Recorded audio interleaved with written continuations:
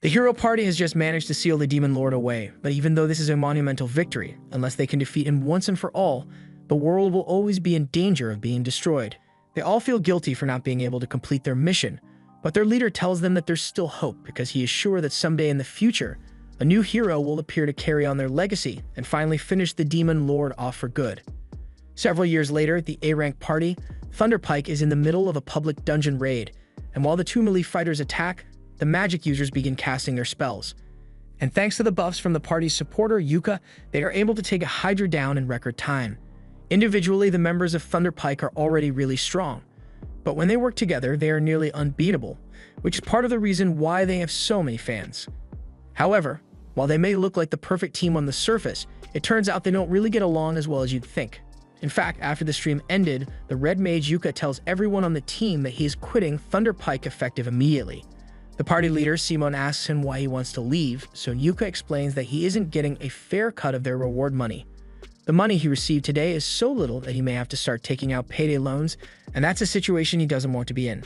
Simon tries to justify Yuka's low pay by claiming that Yuka isn't contributing enough to the party, and Barry chimes in to point out that Yuka never actually engages in any battles. All he ever does is burn through their items' durability with his pointless enchantments. Yuka can't believe Barry would call his enchantments useless, but Barry isn't the only one who feels that way.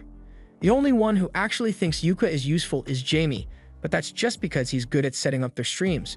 Camilla tells him that if he wants to be paid more, then he has to be more active as a member of the team, but Yuka doesn't think she has the right to say that since she's basically a healer, and Yuka is always protecting her in battle. The fact that they don't value the work he does is exactly why he wants to quit the party, but Simon asks him if he's really sure he can manage on his own if he leaves. He says the only reason Yuka is even B rank is because they are childhood friends and Simon did him a favor by letting him join Thunderpike, and even if he leaves, they'll be just fine without him. Since they clearly doesn't think Yuka deserves to be paid well, Yuka definitely isn't going to stick around. Yuka has wasted the last 5 years of his life supporting this party, and they would never have gotten this far without his help, but the others still all think he's useless, so they won't miss him at all. Now that Yuka has officially quit Thunderpike, he heads to the guild receptionist to ask if there's any work available. She's surprised that a famous adventurer like him is here to look for a gig, so she asks him if something happened with Thunderpike, and Yuka explains that he quit. The receptionist doesn't seem that surprised since things like this happen all the time, so she hands Yuka a form to fill out so she can give him a new party. Once he's done filling out the form, he hands it to the receptionist, but just then, a girl comes running up to him for a big hug. The girl's name is Marina, and she used to be one of Yuka's students back when he taught preliminary adventurer classes half a year ago, and Yuka is glad she's doing alright. She's curious about why Yuka is here, so she asks him, and he tells her that he is currently looking for a new party since he recently left Thunderpike. Marina doesn't even let him finish his sentence, because if he's looking for a new party, then she would love to have her beloved teacher in hers. Yuka agrees to her proposition, so a few minutes later he is seated with Marina and the rest of her party members so they can discuss his joining. Silk loves the idea of Yuka joining their party, but she is surprised that an experienced adventurer like him wants to join their D-rank party. Yuka is currently B rank, so he could probably get into a much better party, but he doesn't mind being in a D-rank party, and to be honest, he actually prefers it this way. Back when he was in Thunderpike, they would always take on high-level missions, so Yuka would have to buy a ton of magic items to prepare, which left him in constant debt. That's why he wants to take it easy for a while and just deal with some low-level quests instead. Since Marina, Silk, and Rain are all on board with the idea, Yuka officially joins their party, and their first mission together is to collect magic iron ore from the Painto Mine dungeon. It's been a long time since Yuka felt excited to go on a mission like this, and it definitely brings back a lot of old memories from when he was starting out as an adventurer. Yuka recalls that this dungeon has a lot of magic ore veins on the 6th floor, and Silk tells him he is correct, but they were hoping to avoid fighting the 5th floor boss, so Yuka suggests they should start on the 4th floor instead. As they enter the dungeon, Marina takes the lead and uses a stick to check for any traps that may have been set, and Yuka is so proud because she's doing it exactly how he taught her. But for now, he asks her to let him take the lead since he has a more efficient method. Marina doesn't understand what he means since their party doesn't have a scout or thief to detect the traps, but while that may be true, Yuka has a magic item that should be useful in this situation. It's a detection lamp, and thanks to a special type of oil, it illuminates traps, so they can spot them just like a scout would. The lamp really is useful, but Silk asks if it's okay for Yuka to be using it since special oil sounds really expensive. And yes, It normally is, but Yuka made this oil with his alchemy, so it didn't cost him much. The party continues walking down the corridor while carefully avoiding all the traps, until eventually, Yuka stops everyone because he can sense something up ahead. He warns the others and tells them that they should prepare for a fight, so they all rush in together and are confronted by a group of boggles. Silk decides to take the initiative and fires the first shot to take one of the boggles down, while Marina runs in to handle the rest.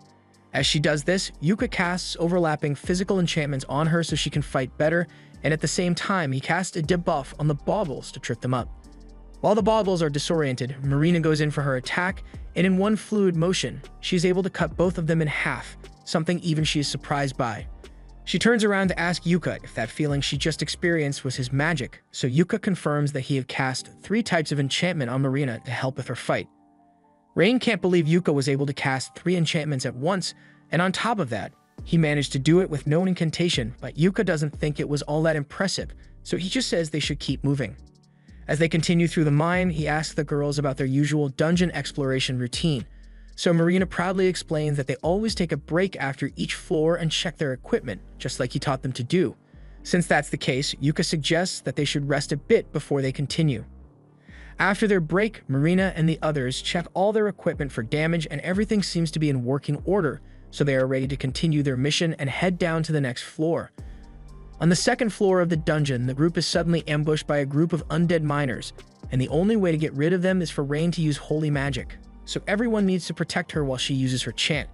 Marina and Silk plan to handle the defense, but Yuka tells them he has this covered, so he casts a blessing of light on all of them. And while it won't kill the undead miners, it does stop them from coming any closer, so it's a good defensive measure.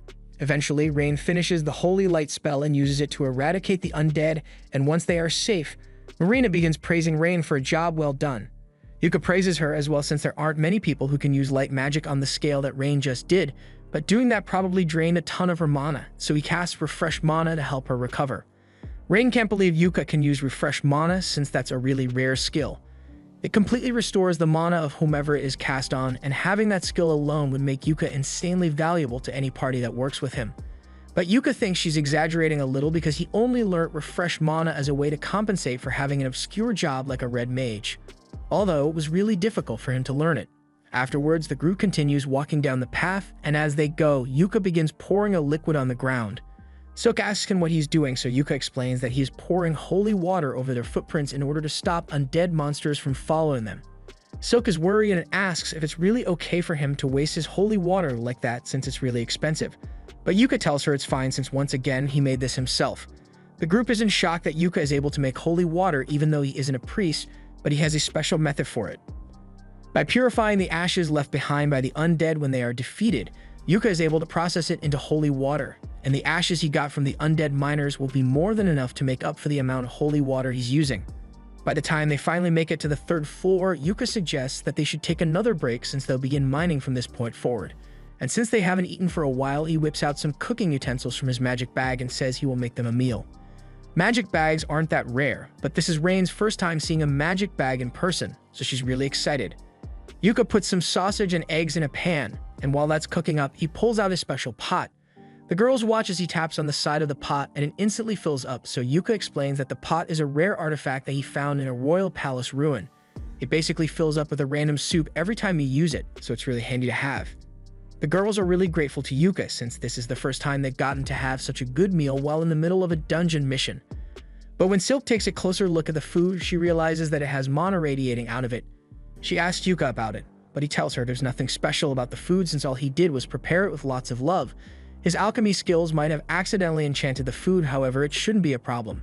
The group eventually makes it to the 4th floor of the dungeon and are confronted by a rock lizard, but as the monster charges at them, Yuka casts a slow spell on it, so it practically freezes in place. Marina then rushes forward to attack, and normally she wouldn't risk it, but since Yuka's enchantments have buffed her strength and stamina, she decides to try using her magic blade ability, and with it, she is able to slice the rock lizard's head off in one go.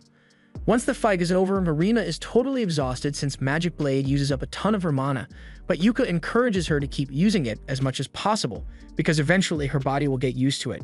But for now, he casts Refresh Mana to help her recover. Anyway, there are a lot of magic ores here, so Yuka begins mining with the girls, and after a little while, they manage to gather a ton of magic ores. Yuka asks if this is enough to fulfill the requirements of their quest, but Silk says they actually need a bit more. Unfortunately, there are no more magic ores on this floor, so their only option now is to defeat the 5th floor boss and go down to the 6th floor to gather the remaining ores. The girls don't like the sound of that since the 5th floor boss is called the Novice Crusher Steel Crab, and they aren't sure they can survive against something like that, but Yuka tells them they don't need to worry since he will do his best to handle a boss on his own.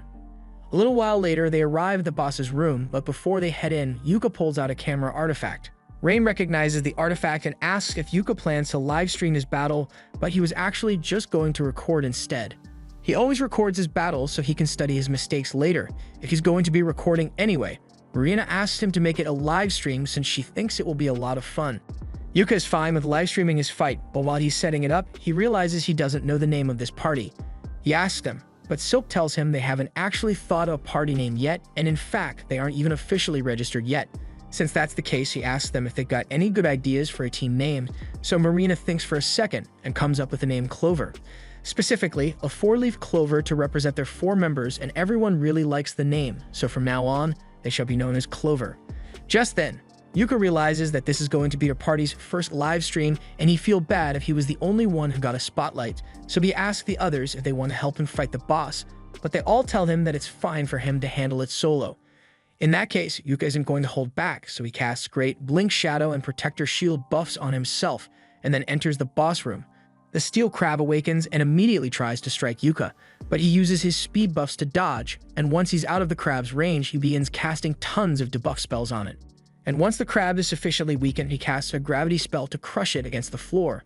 With this, the Steel Crab boss has been defeated, and it didn't even take him 1 minute to do it, so Yuka is pleased with his performance. He then ends the stream and Marina runs up to hug him for being so amazing. But she's hugging him a little too hard, so the others ask her to let go before Yuka ends up in a wheelchair. After making sure his back is fine, Yuka tells everyone that they should bring the Steel Crab's body back to the guild so they can sell the parts. He stores the entire things in his magic bag, and that's a huge help since they never would have been able to carry it back by themselves. So far, Yuka has been indispensable to their party, but Silk doesn't think it's fair for them to constantly be relying on Yuka like this, so Yuka suggests that next time they have a boss battle, everyone can participate so they'll gain some experience. The girls like the sound of that, but for now, they still have to open the treasure chest they get for killing the floor boss, and when they do, they find a ton of magic ores, so it looks like they won't have to mine anymore after all. Dungeon streams are really popular all around the world as they are a great source of publicity, so big companies often offer sponsorship deals to popular streamers. And right now, Yuka's popularity is at an all-time high because the video of him defeating the Steel Crab with nothing but status effect spells has gone viral. Meanwhile, Yuka and the others are returning home, and while on the carriage, Yuka asks them what they thought of their first mission together, and the girls absolutely loved it. They learned all sorts of cool things from Yuka, so this was easily the best mission they've completed so far. In fact, they were all thinking of making Yuka the official leader of their party since he has the most experience, and they all trust him with their lives since he was their teacher. Yuka is hesitant to accept the role since he never intended to take over Marina's party, but since they all say they want him to do it, he ends up agreeing, mostly so he can ensure their safety in future battles. While Yuka's party is celebrating their first victory, Thunder Pike is suffering a crushing defeat. Simon hired a new guy to replace Yuka after he quit, but you must still not realize how much Yuka was carrying their party because he led them right into wolf territory and expected everything to just work out. Normally, Yuka would have cast a weakening spell in the wolves by now, but the new guy can't do that, so the wolves are way too strong for the party to handle, and as a result, Jamie gets chomped. Simon sees her in trouble and rushes to save her by decapitating the wolf, and while Jamie is technically safe now, her stomach is full of holes, so she'll die if she doesn't get help soon. Simon asks Camilla to cast a healing spell on Jamie, but Camilla says she's out of mana, so there's nothing she can do. It's not like they had a guide who could cast a mana restoration spell, did they? The group retreats to safety and Simon administers first aid to try and keep Jamie alive while Camilla's mana recharges. He asks if anyone has a healing potion and the new guy, Cork, has one, but he doesn't feel like giving it to Simon since Simon made it painfully clear that he was responsible for buying his own equipment with his own money. Simon tells him that now's not the time to be worrying about money when one of his teammates is about to die, so Cork reluctantly hands over the healing potion and Simon feeds it to Jamie. Thunder Pike has really been on a downward spiral lately, but on the flip side, everything has been working out for Yuka. He and the girls are sitting at the bar to celebrate, and while the reward for their quest wasn't that high, the Steel Crab's body was in good condition, so the guild paid a good price for it. Speaking of money, Yuka asks Marina and the others what system they've been using to split up the party's earnings, so they tell them that Silk usually handles all the party's money and each member gets a set allowance. Yuka is a little surprised since it's rare for a party to entrust all the money to a single member, but the group has a reason for that. They've all been saving up so they can eventually afford to buy a house as a party, since it's a little awkward to have to be renting at the inn all the time. Since they are trying to save their money, Yuka tells them it's fine if they continue with the allowance system.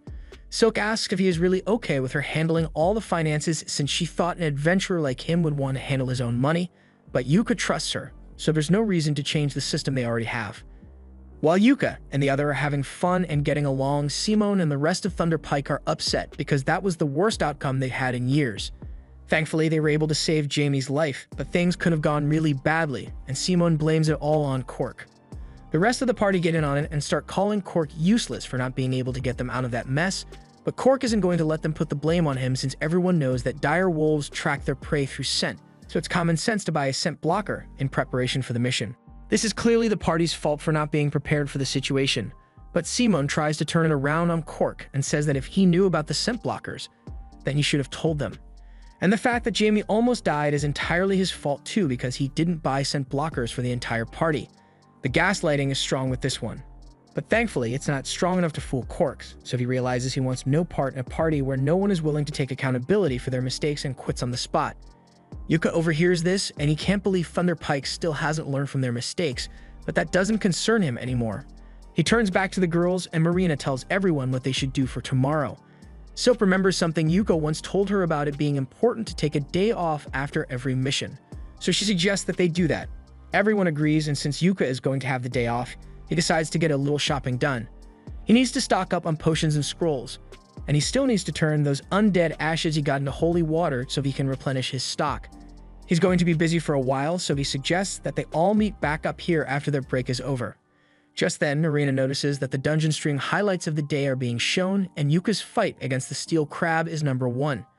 He is shocked since he only uploaded it a couple of hours ago, but it already has over 5,000 viewers, and it's still going up. People find it really interesting that someone with an obscure job like a red mage was able to take down a red crab without even needing to touch it.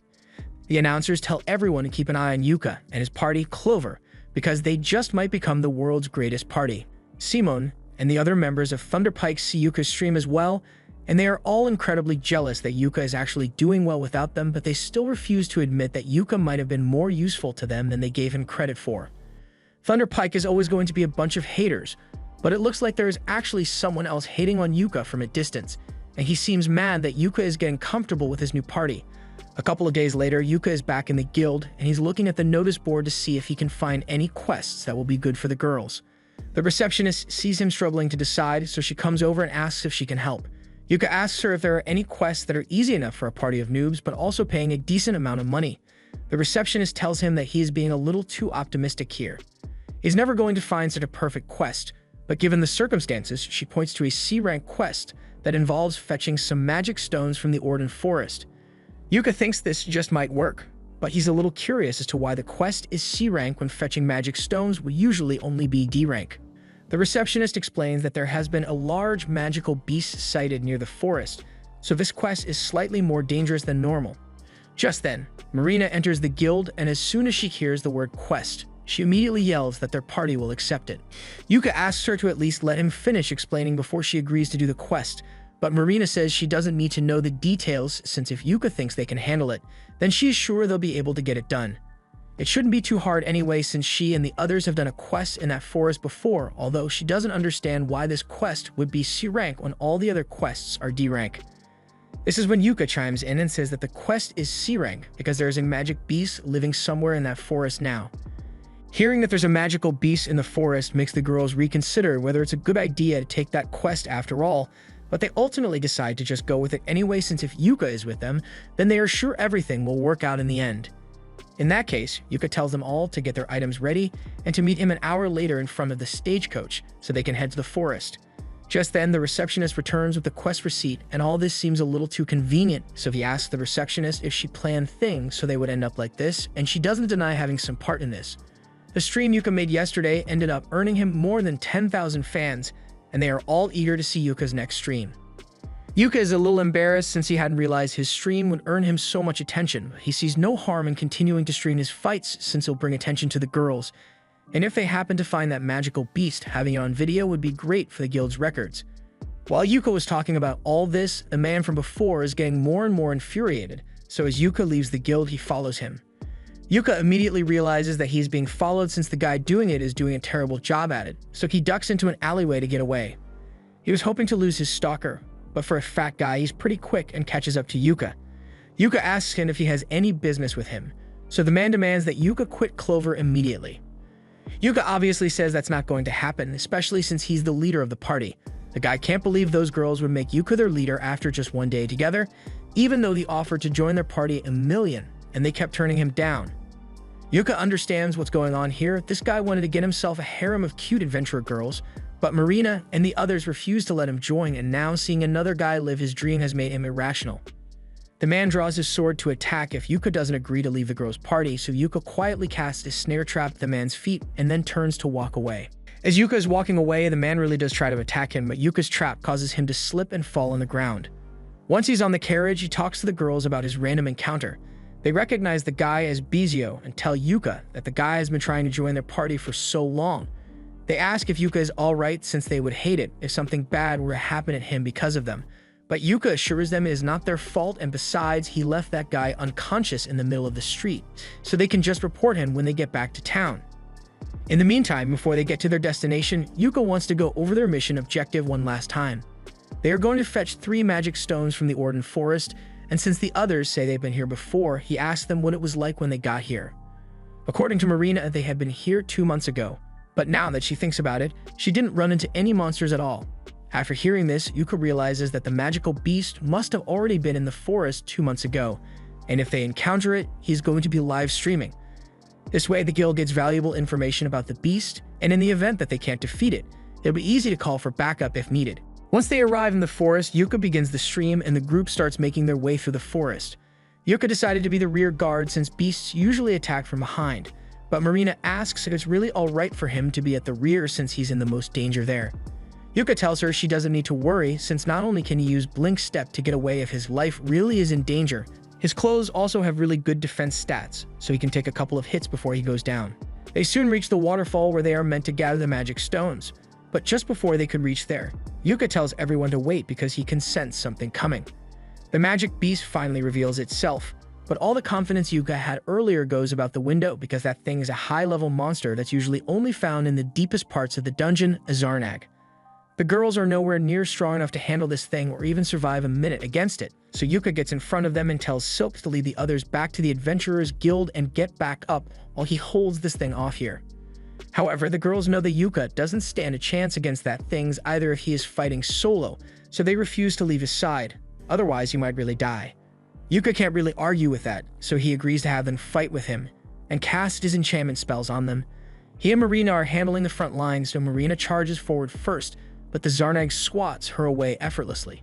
Yuka tries to use his layered status effects on it, and while it does disorient the Zarnag, it doesn't do much damage to it, so he's running low on options. Right now, there's only one thing in his arsenal that can stop this thing, so Yuka decides to go all or nothing.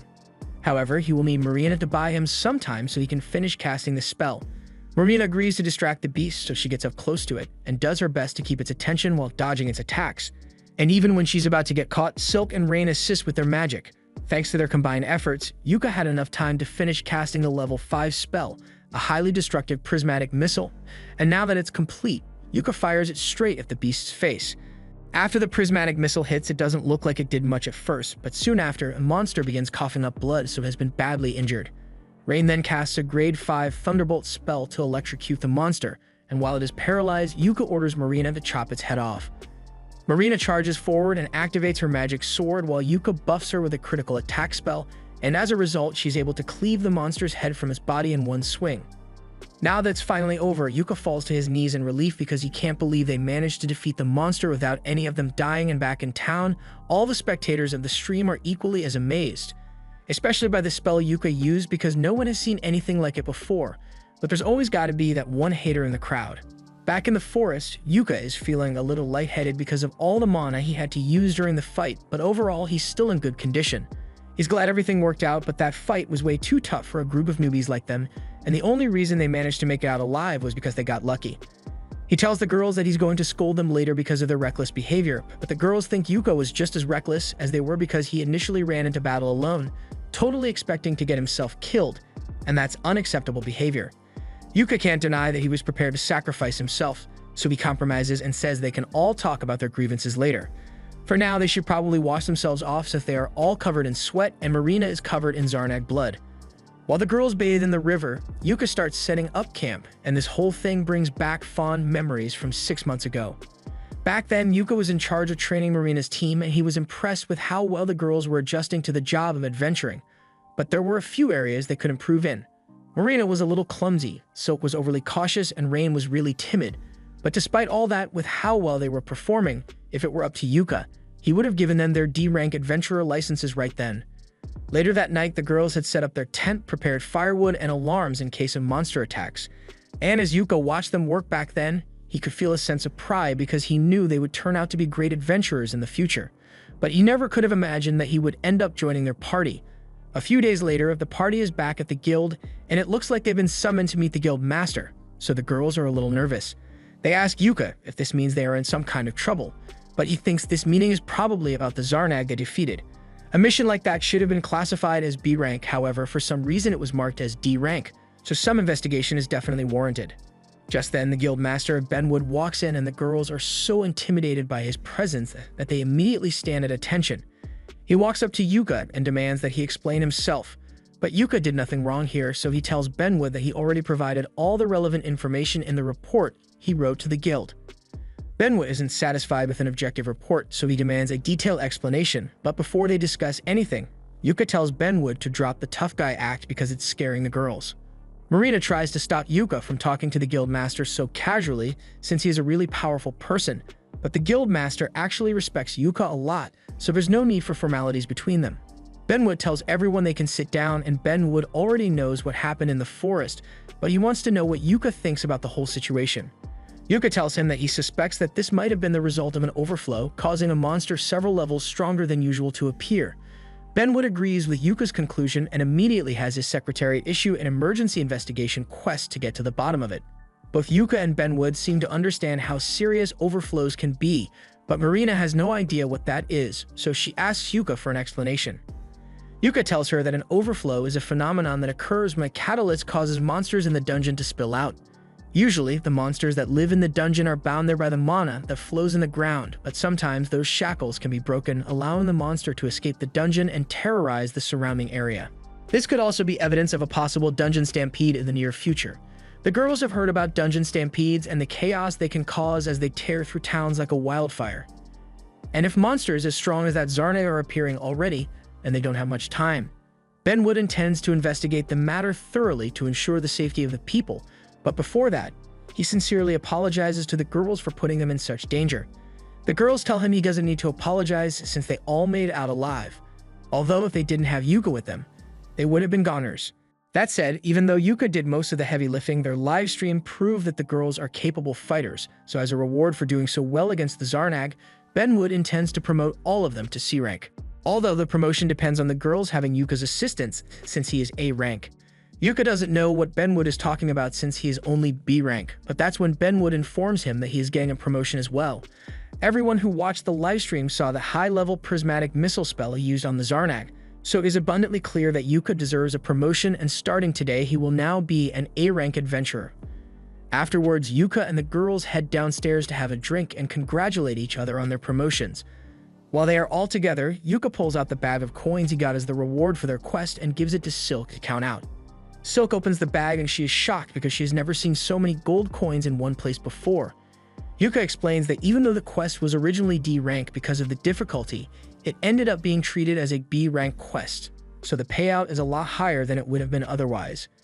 Silk puts all the coins on the table so she can start counting, but then she notices a piece of paper at the bottom of the bag and it has Yuka's name on it, so she gives it to him. Yuka opens it, and it turns out to be a note from Benwood, apologizing for everything Yuka had to go through. There's also a platinum coin in there as a little bonus for Yuka.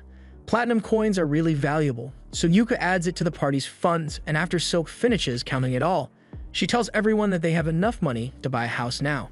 Marina is so excited to hear that she jumps up and accidentally knocks the coins over. Silk is glad they reached their financial goal as well, but she feels a little bad about it since the only reasons they got this much money was because of Yuka. While that may be true, Yuka tells Silk she doesn't have to think of it that way. They made him the leader of Clover, and it is natural for a leader to do whatever it takes to help out the group. As such, even if he played a major role in earning this money, it still belongs to all of them. The group continues to celebrate late into the night, and at one point, Rain asks Yuka if he has a dream he wants to accomplish. Yuka is caught off guard by the question, so he asks if there's a specific reason she's asking, and Rain explains that they've just reached their goal of purchasing a house thanks to Yuka, so she wants to know what Yuka's dream is so they can help him achieve it. Since she asks, Yuka tells her that his dream is to conquer the deepest floors of the Achromatic Darkness dungeon. As soon as the girls hear this, they spit up their drinks in surprise because the dungeon is quite literally the most dangerous one out there. It even possesses an Abyss Gate, an artifact known to be a direct gateway to the underworld. Yuka says the Abyss Gate is precisely why he wants to conquer the Achromatic Darkness, so Rain asks him if he intends to go through the Abyss Gate if he reaches it. However, Yuka explains that he just wants to see what the edge of this world looks like. An uncle of his once took on the dungeon and tried to get to the gate, and although he wasn't successful, Yuka was told the story so many times as a kid that he decided he wanted to try it himself. Although he knows that it will probably never happen, Marina likes the sound of Yuka's dream, so she suggests that they should all go to the Achromatic Darkness and try to accomplish Yuka's dream. Yuka tells her it's not that simple since that dungeon is so dangerous that just entering it requires permission from the government, and you'd have to be an A-rank party to gain approval. Even so, Rain still thinks it'd be a good idea, so she says she wants it to be their party's next goal. All the others agree and promise to work hard to make Yuka's dream a reality, but they won't be attempting it anytime soon though. With each passing day, Clover's streams have been gaining more and more popularity. Right now, they are streaming a battle against an undead hand, and thanks to their flawless teamwork, they are able to take it down with a lightning spell from Rain and a rock scroll from Yuka. That concludes the stream, so they wave to their fans, and everyone at the guild absolutely loves them, all except the members of Thunder Pike who hate how popular Yuka has become. Barry thinks Yuka only looks impressive because he is in a team of newbies, but Simon actually heard that Yuka recently got promoted to A rank, so he might just be that good. Besides, Yuka's popularity isn't their biggest concern right now. Thunder Pike has been constantly failing quests recently, and Simon thinks it's because all the new people they hire end up being useless morons. In fact, none of them ever end up sticking around for more than one day, but that can't be because there's something wrong with their team, right?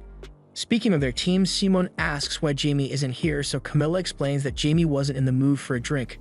Simon gets pissed since after that mission where Jamie got mauled by a wolf, she has been slowing the team down constantly. As for Jamie herself, she has locked herself in her room and has been watching videos of Yuka's live stream on repeat for hours now. The other members of Thunder Pike are starting to realize that Yuka may have been more useful than they gave him credit for. So since the reason Yuka quit in the first place was because of his low pay, they could just increase his cut a little. And since Jamie hasn't been doing much lately, they can cut her pay instead. A few hours later, Yuka and the others return to the guild to report the success of their mission. But as they arrive at the front door, they find Simon waiting there for Yuka. Seeing Simon again makes Yuka a little angry, so he tells the girls to head inside without him, and then he asks Simon what he wants. Simon gets to the point and says he is allowing Yuka the honor of rejoining Thunder Pike.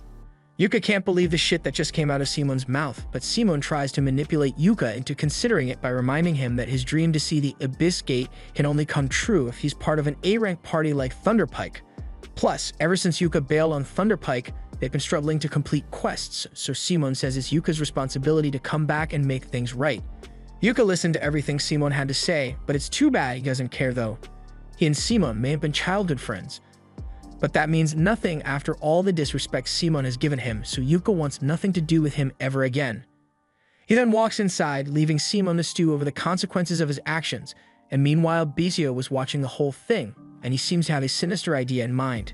Back inside, Yuka meets up with the girls and they ask him what happened with the guy outside. Yuka explains that that was Simon, the leader of his former party, and as soon as Marina hears this, she gets worried because Yuka might end up rejoining Thunder Pike. But as Yuka stated earlier, nothing on Earth would ever make him go back to that shit show of a party. That aside, they still have to report their mission's success to the guild, so they all head to the reception desk and afterwards, they'll have drinks to celebrate. The next day, Yuka calls a meeting to tell the girls about a quest they received. Marina is already primed and ready to go, but Yuka tells her to sit down first and at least listen to what the quest is about. He tells them that their party has been specifically requested by Earthies. The girls are surprised since Earthy's is the most well-known workshop in the country. In fact, Silk's bow was made at Earthy's, so it's an honor to be specifically requested by them. However, the girls still wonder why Earthy's would choose Clover of all parties. Yuka explains that Earthy's is launching a new theme of equipment for ladies that is both stylish and safe, so they basically want Marina, Silk, and Rain to conquer a dungeon while wearing the new outfits in order to promote the brand. Marina can't believe they are really going to be poster girls for a brand as big as Earthy's, but Silk and Rain are already fixing their hair for the mission. It's a really good deal since they get paid to conquer a dungeon and get to keep the armor afterwards, so they tell Yuka they'll accept the offer and the group later sets out for Iron Dungeon. When the day for the quest finally arrives, Yuka meets up with the girls outside the dungeon and they've already changed into the new Earthy's gear.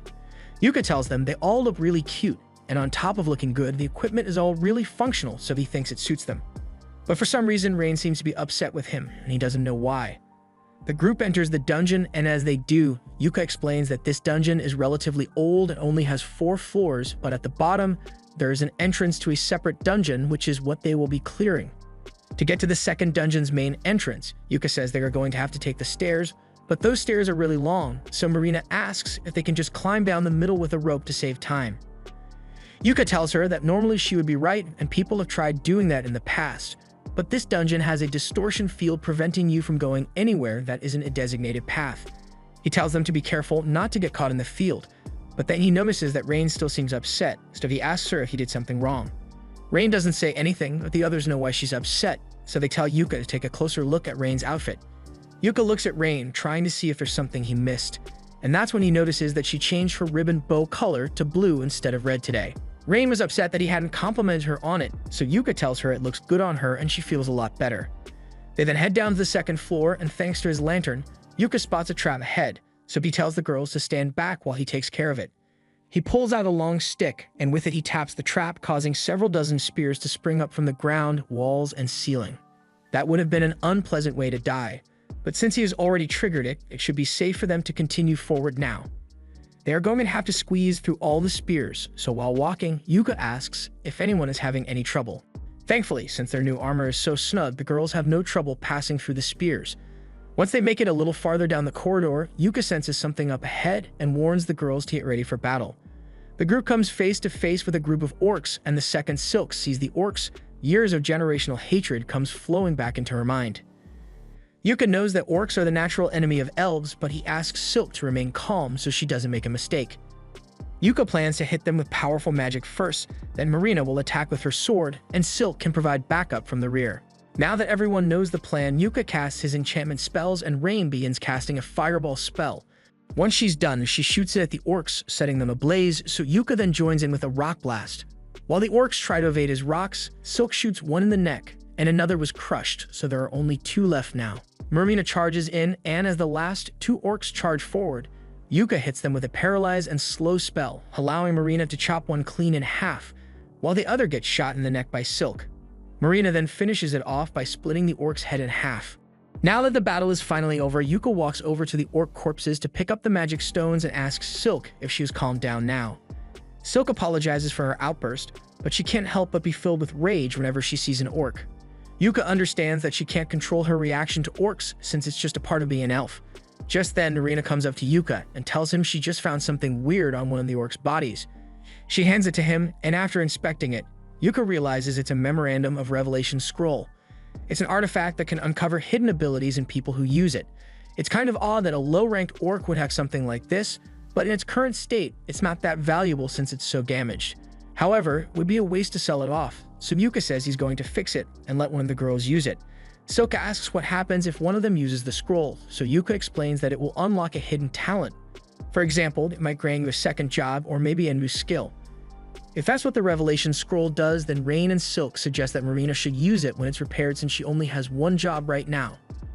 Marina is a little hesitant to accept since sword mages are rare and she's not sure she has the potential to become one. Still, Yuka thinks it's worth a try anyway since even if she doesn't get a second job, she might end up uncovering some sort of hidden ability. Just then, a chest appears as their reward for defeating the orc, and after opening it, they continue walking until they get to the break room between floors. The reward they got from the chest was a magic bag, so Rain is over the moon with joy since everyone said she could have it. Mostly because its magic bags are more useful to people in support roles. If they manage to find another one at some point, Yuka thinks it would be best if Silk got to have it since it would allow her to store more arrows. Once their break is over, they all get up, but before they continue, he wants to review the team's losses and gains. Yuka used one of his scrolls, but his mana levels are still decent, and Marina feels perfectly fine. Silk used 5 arrows when they fought against the orcs, but she's got 20 left, and as for Rain, she is ready to continue. Since everyone is still in good condition, they continue down to the 3rd floor, and Yuka warns everyone to stay alert since even though this floor doesn't have a floor boss, they have to be ready in case they get attacked. There used to be a door to the main dungeon, the abandoned city, but around 10 years ago, the door just vanished, so anyone can just walk in now. It is said that in the past, the door was guarded by multiple Shadow Stalkers, and from what Yuka knows, the Shadow Stalkers are supposed to look like solid black mannequins with shiny eyes. But those things haven't been seen in years, so there's no way they'd run into one here. However, there's a black mannequin with shiny eyes just staring at them menacingly from the 3rd floor, so Marina asks if they should be concerned about that. That thing is definitely a Shadow Stalker, and Yuka thinks it's unbelievable that they are actually seeing one here, so he makes sure the recorder gets a good view of it. The Shadow Stalker may look creepy, but they don't have to worry for now since it's on the 3rd floor. There's no way it can cross the distortion field. However, the Shadow Stalker proceeds to jump down and pierce through the distortion field like it's nothing, so they might be in trouble after all. Yuka tells everyone to get ready to fight and pulls out a scroll of multi-enchant to buff the girls as much as possible. But even with all the enchantments, when the Shadow Stalker launches its first attack, it takes Marina out in one hit. Rain rushes over to Marina's side to heal her while Silk provides cover, but Yuka still can't believe that the Shadow managed to shatter his multi-enchant barrier so easily. The Shadow prepared another attack, so Yuka charges forward and casts a protection barrier on himself, but the Shadow's attack easily shatters it, so Yuka comes to the conclusion that the Shadow's attack must be specifically made to destroy barriers, so he switches tactics and casts Blink Shadow on himself, so he can avoid being hit altogether and sneak up on the Shadow to slay it. However, before he could strike, the Shadow turns around and hits Yuka with a dark magic curse that leaves him immobilized, so there might really be no way to beat it. The Shadow then casts another curse, but Rain manages to block it with a Holy Shield, while Silk counterattacks with her Dryad Vines. While the Shadow is busy, Rain tries to heal Yuka like she did with Marina, but to her horror, she discovers that Yuka isn't breathing. At the same time, the Shadow slashes Silk across the back and Marina manages to chase it off, but it's moving way too quickly for her to hit it, so Rain decides to use a wide area spell to take it down. She casts Icicle Rain and aims it at the Shadow, but it disappears and slashes both Marina and Rain in the back. Now all the girls have been badly injured, but the Shadow isn't down yet because it then proceeds to cast dozens of Eclipse Cannons and fires them straight at the girls. This would have been the end of them, but at the last second, Yuka returns and casts a light shield over them. He covers the floor in 1,000 trip spells so the Shadow can't get away, and then he begins spamming every possible debuff effect he can cast to weaken it, while also casting buffs on the girls to heal them. Now that the girls are back in fighting shape, Silk traps the Shadow in her vines, granting Rain enough time to cast her Undead spell to erase the Shadow. The battle is finally over and Marina is so glad that Yuka is still alive that she gives him a big hug, but Yuka tells her that her hug is bringing him dangerously close to dying again. Once Marina lets go of him, Yuka thanks her, because if she hadn't spotted the Shadow Stalker when she did, it might have gotten them with a surprise attack, and that would have been a guaranteed death sentence for them. He then asked Rain what she thought of the Shadow, so Rain says it was undead, but its mana was in disarray, so it felt like the Shadow's existence shouldn't have been possible. Furthermore, it shouldn't have been able to pass through the distortion field, so in all likelihood, it must have been the result of a dungeon overflow.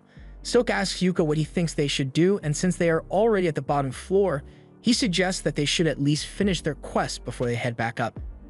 In that case, Marina asks if they should inform everyone of the Shadow Stalker with a stream, but Yuka would rather not since they are wearing Earthy's unreleased equipment line, so he doesn't want to show it to the public without permission from the client. Yuka suggests they finish the quest quickly so they can get out of here, so they keep moving and head down to the corridor. There, they find the door that leads to the abandoned city, and according to the legends, people once lived in there. However, their quest only requires them to make it to the gate, not enter, so once they touch it, they turn around and head back to the surface. After returning, Yuka makes his report to the guild, and once he is done, he meets up with the girls who are waiting outside. Silk asks him how it went, so Yuka tells her he submitted the footage they recorded and told the guild about the Shadow Stalker. The guild will likely want to interview them about it later, so Yuka suggests they should take the next 2 days off and stay in Qualto. Marina likes the sound of that, so she asks Yuka if he'd like to go on a date with all of them. Silk isn't familiar with the city, so she was hoping Yuka would show her around, and Rain wants to see all the artifacts this city has to offer. Yuka sees no reason to reject their offer, so he agrees to go on a date with them. Thunder Pike continues going on adventures to try and maintain their status as an A-rank party, but Barry has been complaining a lot about their rations because they always used to get good food from Yuka when he was around. Simon tells him there's no use in complaining about it now, so he suggests they keep going and asks everyone if they still have enough mana and potions. Barry tells him he didn't buy any potions because why would he waste his money on healing potions when he can just have Camilla heal him instead? But Camilla doesn't have infinite mana, you know. Simon tells them to stop arguing and asks Jamie to get their stream up and running so they can continue. While she's working on it, Barry starts calling her weak and useless for no reason, and the others join in on it. They've been on an uncontrollable downward spiral lately, and since Yuka isn't around for them to blame their problems on, they've started taking it out on Jamie, and there's nothing she can do about it. Well, this mission was yet another failure. As they return to the guild, Mamar tells them that if they keep failing missions like this, then there's a chance they may be demoted. She tells Simon that his party might be better off accepting quests that are a little easier so they can actually complete it this time. And personally, she suggests they should aim for C-rank quests next time. Simon is outraged that she would say such a thing to an A-rank adventurer, but she tells him he hasn't been producing any A-rank results, so he won't be getting special treatment. Simon once again tries to blame his shortcomings on others and says it's the guild's fault for not introducing them to someone he can manipulate into doing the heavy lifting for the team. But Mamar doesn't give a damn about his excuses and sends him away. With nothing else to do, Thunder Pike sits at a table to brood, but Jamie sits at his separate table because she doesn't get along with the others so well anymore. Barry is still angry that Mamar would threaten to demote them, but Simon calms him down because Mamar was right about them. They haven't been performing as well as they used to, so maybe A-rank missions are a little too much for them to handle right now with just the 4 of them. However, if Simon thinks their lack of a 5th member is a problem, then Camilla tells him to hurry up and find a new member for their party since that's his job as the leader. Simon knows Camilla is right, but even if he finds someone else, there's no way he would get someone as good as Yuka was, so Barry asks him if they can just bring Yuka back to Thunder Pike. However, Simon already tried that and Yuka turned him down, so if he's going to bring Yuka back, then he's going to have to do something to convince him to ignore the past few years of gaslighting he had to endure. That's why Simon suggests that they should take a mission in the Achromatic Darkness dungeon, since it has always been Yuka's dream to conquer it, because he wanted to find an abyss gate. Simon thinks they can lure Yuka back into their party if they pretend that they are interested in clearing the dungeon, since only A-rank parties are allowed to go in there, so there's no way Yuka could do it with the newbie girls in his party. Barry thinks this is a great idea, so he agrees with Simon's plan, and Jamie is just wondering how she ended up stuck with a bunch of idiots like them. Meanwhile, Yuka and the girls are heading out in town, and while walking to their destination, Yuka tells them that he heard the Iron Dungeon was temporarily closed for an investigation, although it shouldn't be surprising since a Shadow Stalker did show up for the first time in 10 years. As they continue walking down the street, they eventually find the man they are here to meet, and he takes them to inspect a house that they are interested in buying. Monday shows them around, and the house looks pretty good, but Yuka doesn't think it's right for them since ground floor homes are easy targets for burglary, and it's hard to stop people from looking in through the windows, which is a major privacy concern since the girls will be living here. In that case, Monday offers to show them a different property and leads the group to a second house. This one was newly remodeled into a family home and has private bedrooms on the 2nd floor, along with an underground storage space and roof access. Marina thinks this place is great and Yuka likes it too, but he still hasn't made a decision on it yet, so he asks Monday if he could put a hold on this house for a little while. Monday says he will keep the house on the market in case Yuka decides to buy it, but for now, he has one last property to show them. Yuka and the others follow him to the next house, but as they walk, Yuka starts feeling a bit uneasy. Ray notices this, so she asks Yuka if something is wrong, and he tells her it's not a huge deal, but Thunder Pike's base is near here, so he's a little worried he might run into them while he's here. As soon as the girls hear this, they tell Monday they don't want to see the last house. They don't want to risk living in the same neighborhood as Thunder Pike, so it could be a 7-story mansion for all they care. They don't want it. Marina suggests they just buy the last house they saw since that one was pretty good, and Yuka agrees, so that same day, they get everyone's stuff moved over to the new house. Yuka says he will help the girls put their stuff in the house, so he asks if they decided which rooms they want, but they were actually waiting for Yuka to choose his room first. Yuka is confused, so he asks them if they are saying they want him to live with them, and that's exactly what the girls are saying since this is meant to be a party base after all. And it's all thanks to Yuka that they could even afford to buy the house in the first place, so of course they want him to live with them. Yuka is hesitant to live under the same roof as the girls, But Marina reminds him that when they camp out on their adventures, Yuka has no problem sleeping right next to them, so this shouldn't be any different. It's hard to argue with that logic, so Yuka agrees to move in, but he's setting some ground rules. He tells the girls to keep in mind that he's a man, so they have to actually use their door locks when they are changing their clothes or something. He just really doesn't want to get forced into embarrassing situations, and as long as they all respect each other's privacy, there shouldn't be any issues. With that settled, they sit down at the lunch table to eat and toast to their future as Clover. However, Yuka notices that Rain is a little distracted, so he looks at the TV, and to his surprise, he sees a report about a party taking on the Achromatic Darkness dungeon. The announcer talks about how Thunderpike receives permission from the guild to perform an investigation in the Achromatic dungeon, and they apparently teamed up with another party, all with the aim of reaching the Abyss Gate. Hearing that Thunderpike is going after his dream is a massive slap in the face to Yuka, and the girls think he must be really upset, but he actually says he is fine. After all, it's not like it's a race, and if he's going to take on the Achromatic dungeon, he wants to do it with Clover, and he couldn't care less if Thunderpike wants to do it before him. He wants to just forget about them and continue with their meal, but then he gets some mail from the guild saying he is being summoned. He and Rain go to see what this is about, and they are informed the party has specifically requested Yuka's help on an upcoming mission of theirs. Yuka is curious about the request at first, but then he sees that it is from Thunderpike, so he immediately rejects it and goes on with his day. However, a couple minutes later, Simon is informed that Yuka declined the request, so he goes out of his way to track Yuka down and demand an explanation. Yuka was expecting something like this to happen, so he turns to face Simon, and Simon demands to know what reason Yuka had for rejecting their request. Yuka tells him there's no special reason behind his decision, he simply doesn't want to work with Thunderpike under any circumstances, even if it's for his dream. He's honestly surprised that Simon even remembered that his dream was to find an Abyss Gate, but he has no plans on getting involved, so he wishes Simon the best of luck on his mission. Simon tries to guilt Yuka into reconsidering by saying he already started making preparations around Yuka's participation, but that sounds like a Simon problem, so why should he care? In the first place, it was incredibly rude to send a spot request to someone who is already in an active party, and as long as it is a request, Yuka has every right to refuse for whatever reason he chooses. Simon gets angry and tells Yuka he is in the wrong for abandoning Thunderpike, but Yuka is at his limit and yells back that Simon is the one in the wrong here. While Yuka was in Thunderpike, everything from pre-quest preparations, quest research, and even intel gathering was dumped on Yuka's shoulders, and not once did Simon show any gratitude for all the work he put in. All Simon ever did was use him, so as far as Yuka is concerned, they are no longer friends. Simon is stunned and asks Yuka what he is supposed to do now, since if Thunderpike fails another quest, they'll be demoted. Again, that's not Yuka's problem to deal with, so he takes Rain's hand and walks away. 2 weeks later, Yuka meets with the guild master and got some bad news to share. It looks like a dungeon overflow really is occurring because in addition to what happened to Yuka's party in Ion, there have been several other incidents around the country. Given the circumstances, the Royal Academy couldn't deny the possibility of a dungeon stampede, which is likely why they granted Thunderpike permission to investigate the Achromatic Darkness. With that said, Benwood wants to nominate Yuka and the rest of Clover for an investment quest in the Achromatic Darkness. Yuka immediately tells Benwood he can't accept the quest, because there's no way a C-rank party like Clover can do a job like this. Besides, even if Thunderpike isn't reliable, there are other A-rank parties included in the Achromatic Dungeon investigation.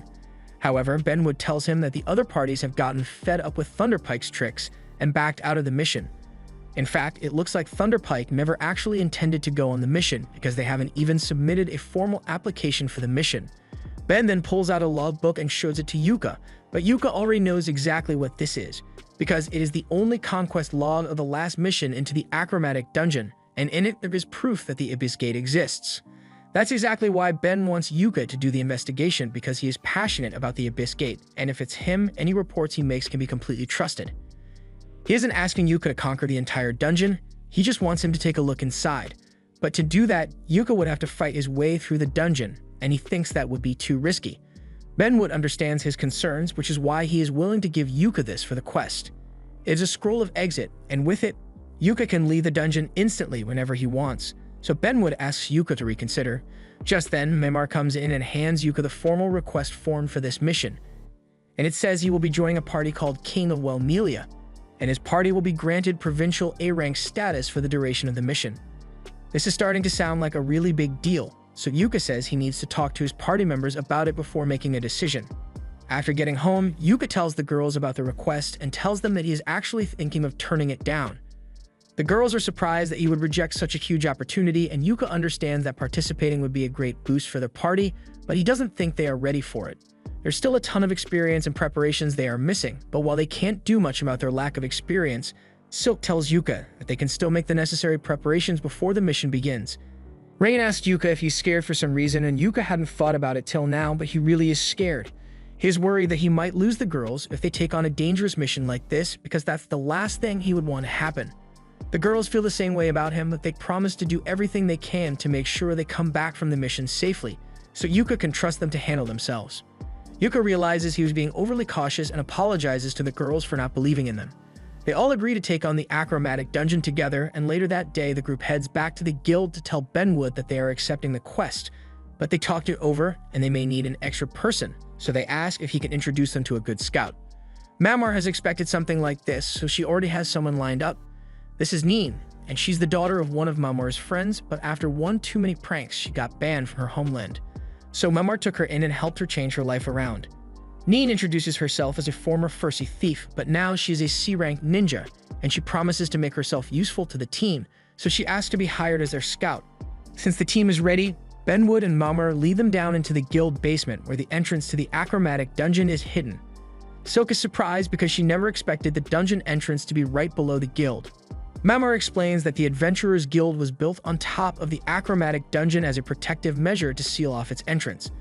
But that aside, before Yuka and the others head inside, there's something Benwood wants to inform him of. The other A-rank party that was meant to come on this investigation actually backed out at the last minute, so Thunder Pike is the only party in there right now. He knows how Yuka feels about Thunder Pike, so he thought he should give him a warning, since he might end up running into them.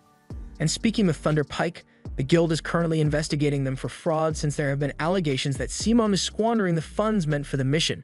In any case, he just asks that Yuka try to keep things friendly if he does run into Thunder Pike, because they can't have adventurers fighting amongst themselves in the dungeon. With that, the dungeon gate is opened and the group gets ready to begin their investigation. But before they walk in, Benwood reminds them that their job is just to look around, so they don't need to go out of their way to defeat monsters or clear the dungeon. Yuka and the others say they understand, so they begin their live stream and address all their viewers. Yuka greets everyone and tells them that today Clover will be heading into the Achromatic Dungeon for the very first time, and they will be streaming every second of it. Since Neen is the scout, Yuka gives her the lantern and a compass artifact to lead the way, and it's making her job a lot easier. She tells the group that there are no monsters in sight, and the wind compass is blowing in this direction, so she puts on an invisibility cloak and runs ahead to go check it out. While Neen is gone, Silk asks Yuka how he feels about finally exploring the Achromatic Dungeon, but to be honest, he's not as excited as he thought would be. Although the mission is just getting started, so Marina is sure it'll be more fun later on. Silk, on the other hand, says she's really excited to be here. She initially became an adventurer solely for the money, but after hearing Yuka talk about his dream, she became fascinated by the idea of adventuring to fulfill a dream. A little while later, Neen returns and she says she has confirmed the route they should take, but this place is really weird. The route Neen was talking about is this door floating in the middle of the forest, so Yuka and the others walk through and head deeper into the dungeon. While they are walking, Yuka mentions that he heard that Thunder Pike entered the dungeon 2 weeks ago, and they are currently on the 8th floor, so there's not much chance of them running into each other for now. Yuka reminds the girls that their objective is just to find out if there's anything odd about the dungeon, not to clear it, so it would be best to avoid all battles if possible. However, they soon find their path blocked by a strange fish monster, and there's no way around it, so it looks like they are going to have to fight after all. Yuka has never seen anything like this creature before, so he's not taking any chances and starts forming an attack strategy. He tells Rain to get Compact Fire spell ready and asks Silk to fire her arrows at the monster's head. As for Marina, he wants her to use this. She normally attacks with a sword, but Yuka wants to finish the monster off as quickly as possible, so the crossbow is the best option. Marina is a little disappointed since she was hoping to use her sword after getting a new samurai job, but a crossbow is cool too.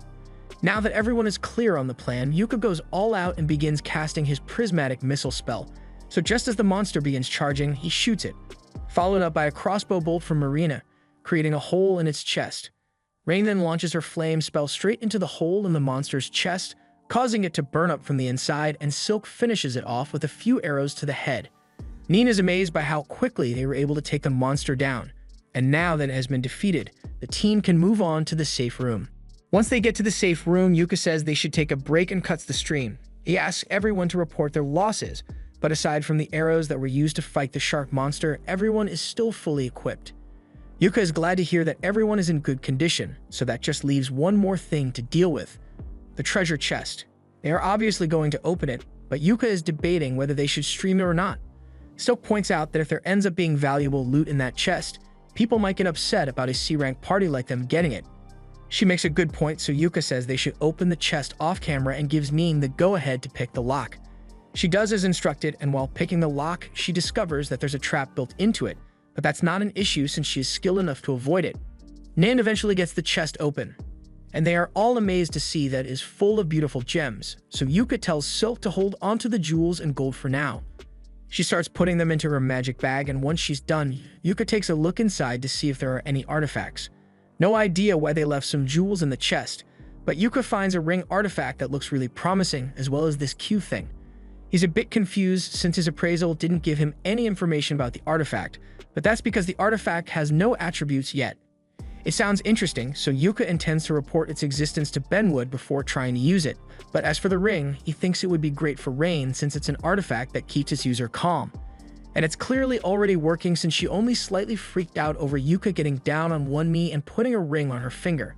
They continue making their way through the dungeon, and before long, Ning is able to track down the second-floor staircase.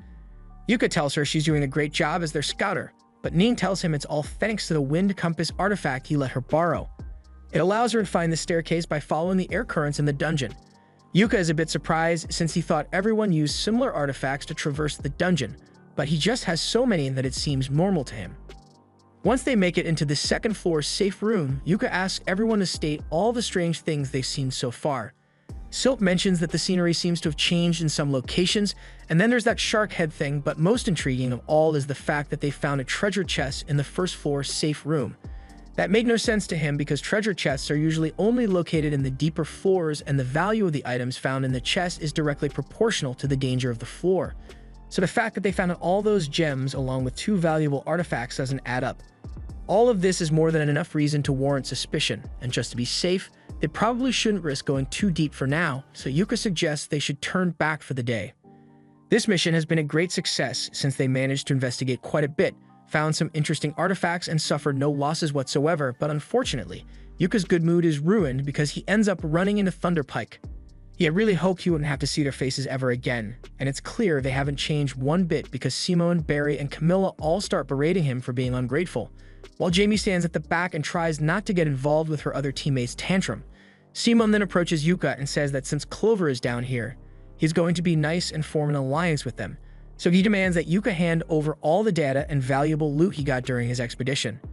Yuka can't believe the sheer audacity of Simone to think he would agree to something like that.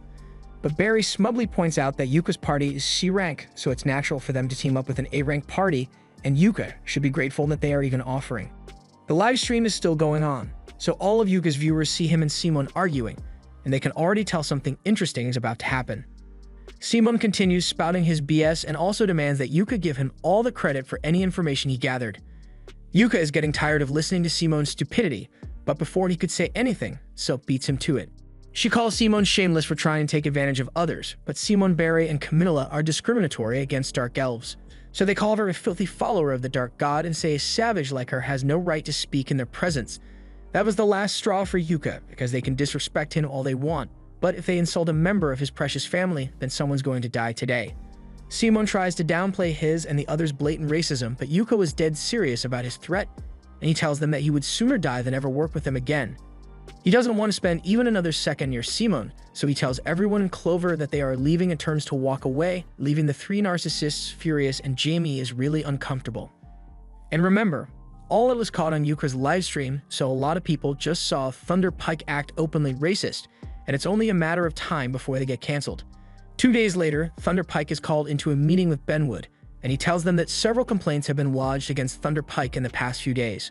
One is from their sponsors, claiming that Thunderpike is misusing the funds that were allocated to them for the mission, 2 civil rights complaints from the Council of Elves and Wellmelia for being openly racist towards Silk, and 1 from the guild's headquarters. Benwood asks if Simone has anything to say for himself, but unfortunately, common sense was in short supply when Simone was born, so he says he did nothing wrong. If anything, he thinks Clover was in the wrong for allowing their filthy savage elf to speak to him like that. But before he even finishes that sentence, Simon receives a well-deserved punch to the face.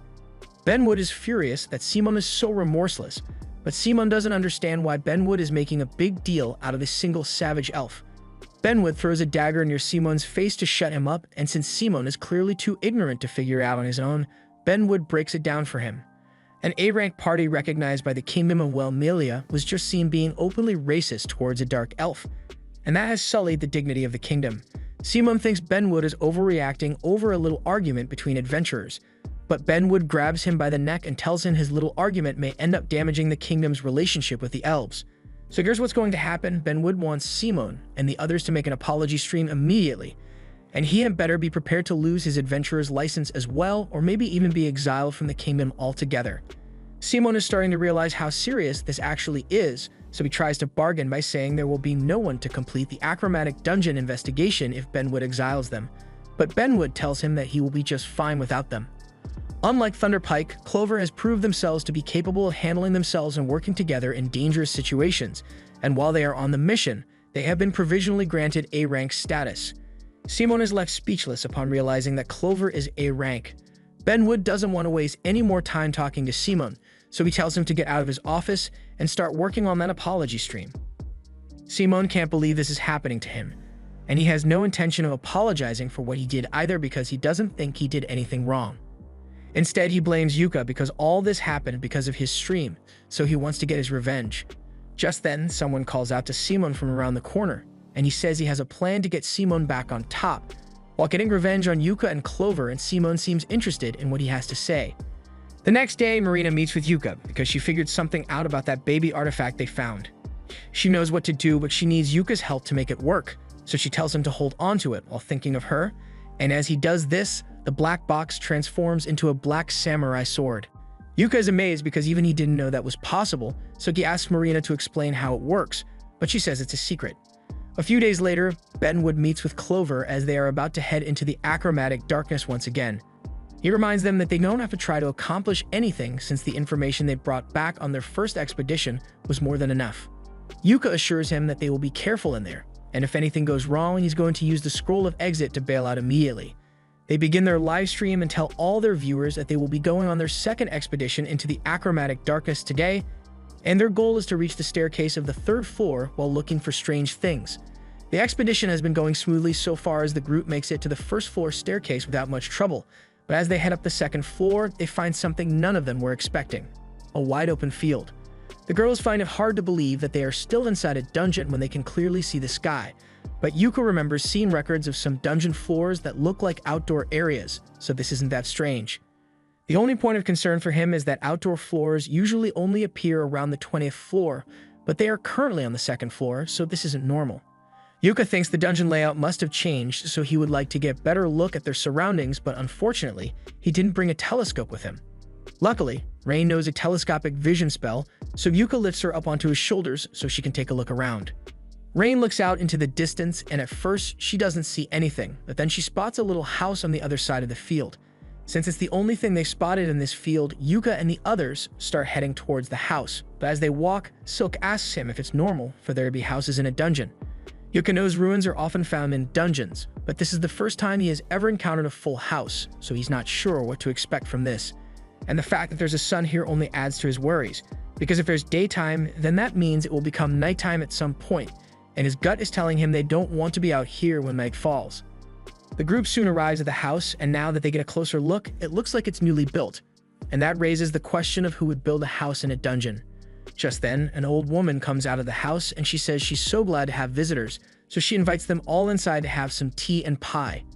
Yuka is immediately put on edge because there's no way an old lady could survive in a dungeon all by herself, so he may not know what's going on, but he knows he wants no part in it.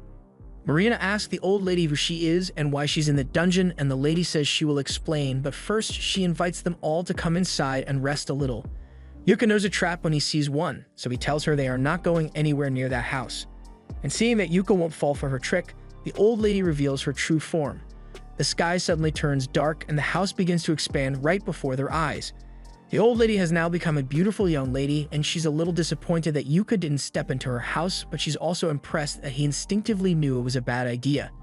Yuka wasn't sure before, but now he knows exactly what's going on and who he is dealing with. That woman is Lady Persephone, and she is the goddess who reverses life and death.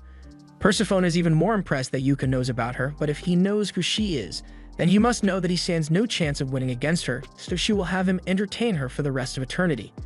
Yuka is well aware they can't win a fight against Persephone, but he does know of a trick that might get them out of this alive, so he gets down on one knee and says he would like to meet Persephone again when his time on this world comes to an end. That must have been the secret code, because Persephone suddenly no longer intends to capture them, but she tells Yuka she won't forget his promise and places a curse on him. Black letters suddenly appear on Yuka's face, and he feels immense pain, but he doesn't have time to worry about that because they all need to get back to the staircase immediately. He casts physical enchantments on all of them so they can run faster, and while they run, he tells the others that the woman back there was Lady Persephone, meaning this place must be the land of death. And no matter what, they can't let the darkness catch up to them. They make it back to the staircase in time, but being in the land of death for so long drained a ton of Yuka's mana, so he can't use any recovery magic. The girls then notice the mark on Yuka's face, so they hand him a mirror, and he recognizes it as the mark of Persephone. Rain would like to help him get rid of it, but she isn't strong enough to do so, so Yuka is going to have to go to a temple when they get back to town. But for now, they take a break to eat and discuss what just happened. Yuka tells the others that he has read stories of the time an adventurer named Rimazurka wandered into the Grey Field. That's how he knew about the phrase that got Persephone to let them go, but he's not sure how it worked or what consequences there may be. As the others may have guessed by now, that was a different realm entirely. One where the cycle of life and death repeats endlessly under the rule of Lady Persephone. Yuka has always wondered if an abyss gate really linked worlds together, and it looks like he finally has his answer. He believes the achromatic dungeon recreates versions of the worlds it is connected to, but even if that's the case, they are still only on the second floor, so something like that shouldn't be happening here.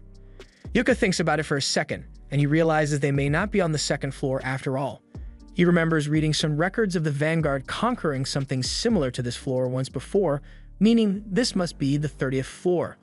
That means the staircases are transporting them to random floors in the dungeon. If the floors of the dungeon are really being skipped somehow, then there's no telling what else could happen. So Yuka thinks it might be a good idea to use the exit scroll to leave immediately, but Silk tells him to wait. His mana is still drained from his encounter with Persephone, so using the scroll now would put too much strain on them. The girl suggests they should stay in the safe room for a little while longer, at least until they've all recovered.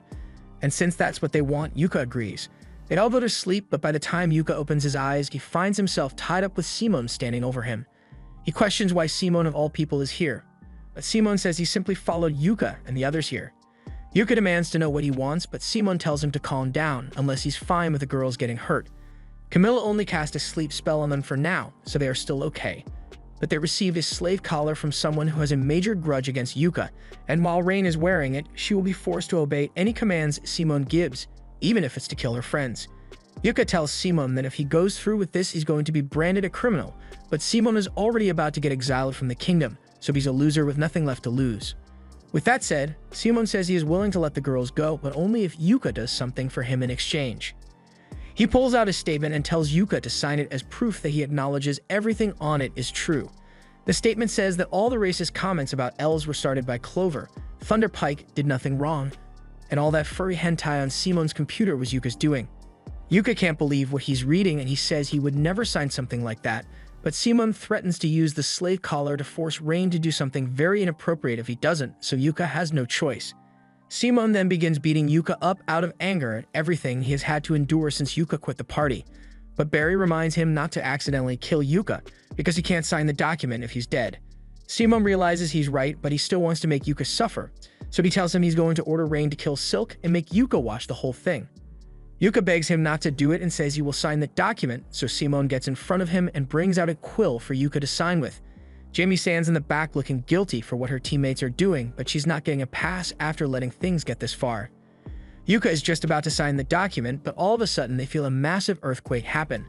The earthquake soon passes, so Simone tells Yuka to hurry up and sign the paper already, but Yuka is still worried about that earthquake that just hit. This is a safe room, so if an earthquake reaches here, then it's a clear sign that the dungeon is destabilizing. Simon thinks Yuka is just making stuff up to stall for time, but a few seconds later, the floor collapses beneath his feet, sending Simon, Barry, and Camilla falling into an abyss. The rest of the floor is going to give out soon, so Yuka tries to wake the girls up so they don't die from the fall, but they are still out cold. Yuka tries pulling out the scroll of exit so they can escape the dungeon immediately, but Simon must have taken his magic bag while he was asleep, so he doesn't have any of his artifacts. The floor soon gives out entirely, so Yuka and the others are sent falling to their doom. But fortunately, midway through the fall, Jamie casts a feather-falling spell that allows them all to land safely. All except Simon, Camilla, and Barry. Those guys are hurt badly, and they deserve every bit of the pain. Simon yells at Jamie for helping Yuka instead of him, but they've got bigger problems to deal with because a ton of orcs have surrounded them, and they have no way out. Jamie runs over to Simon and grabs Yuka's magic bag to return it to him. And once he has his bag back, he pulls out the Scroll of Sanctuary to cast a barrier while Jamie undoes the sleep spell Camilla cast on the girls. Once the girls are awake, Rain takes over barrier duty to buy Yuka enough time to use the Scroll of Exit and get all of them out of here. Yes, even Thunderpike too. Jamie asks if he's sure since he has every right to leave her and the rest of Thunderpike down here to die. But even if what they did was downright evil, Yuka doesn't want to let them die in a dungeon. Unfortunately, Yuka underestimated just how short-sighted Simon can be because while Rain was maintaining the barrier, he decides to take her hostage. As a result, the barrier goes down, so the others are forced to fight the orcs to keep them away. Yuka wants to help, but he can't do anything while he's stuck in the scroll activation state, so Simon might actually kill Rain. Luckily, Jamie runs up from behind Simon and knocks him to the ground to save Rain. The scroll is about to activate, so Yuka yells for Jamie to come over to his side so she can teleport out of here with them. But before she could move, Simon elbows Jamie in the face and starts walking over to the teleportation circle. Barry and Camilla plead with him to carry them to the circle too because they can't move, but Simon doesn't care about them anymore, so he's fine leaving them behind. However, before he could get to Yuka, Jamie lasers him through the knee to stop him from getting to Yuka. Yuka calls out to her again because the scroll is about to activate, but there's no way she'll make it in time, so she just smiles and accepts her fate as Yuka, and the others teleport away. Simon begins to panic after realizing that he's out of options, so he pulls out his last resort and stabs himself in the neck with some sort of injection as the orcs close in. Even though she's stuck in the dungeon, Jamie has managed to survive for now, but she won't last much longer, so she turns on the stream camera so she can leave a final message. First, she recounts how Yuka was always so nice to her and would even help her get medicine for her brother. But she never paid him back for any of it because she never realized how expensive it was. She only came to understand how hard Yuka worked to help them after he had quit the party, and she feels disgusted with herself for it. She knows Yuka will never forgive her, and she honestly doesn't think she deserves forgiveness for what she did to him. Just then, Jamie hears Simon angrily yell out her name, and she can't let him find her, so she sends out a recording of all of Thunderpike's crimes and apologizes to Yuka for everything she did. Yuka and the others just finished watching the stream, and it definitely sounded like Jamie has already accepted her fate. Yuka feels terrible for leaving Jamie to die in that dungeon, but Rain assures him that it wasn't his fault. It's hard to imagine that Jamie could have survived long down there by herself, but Benwood tells them that the guild actually received a distress signal from the dungeon recently. The message is full of static, but they clearly recognize Jamie's voice, so she must still be alive down there. However, the guild officials are still debating whether it is worth sending a rescue team down to save her because the achromatic dungeon is extremely dangerous. Yuka immediately gets up and says he will volunteer for the rescue mission because he can't leave a friend to die down there. He also asked Benwood to help him find another scroll of exit and says he's willing to pay for it no matter how much it costs.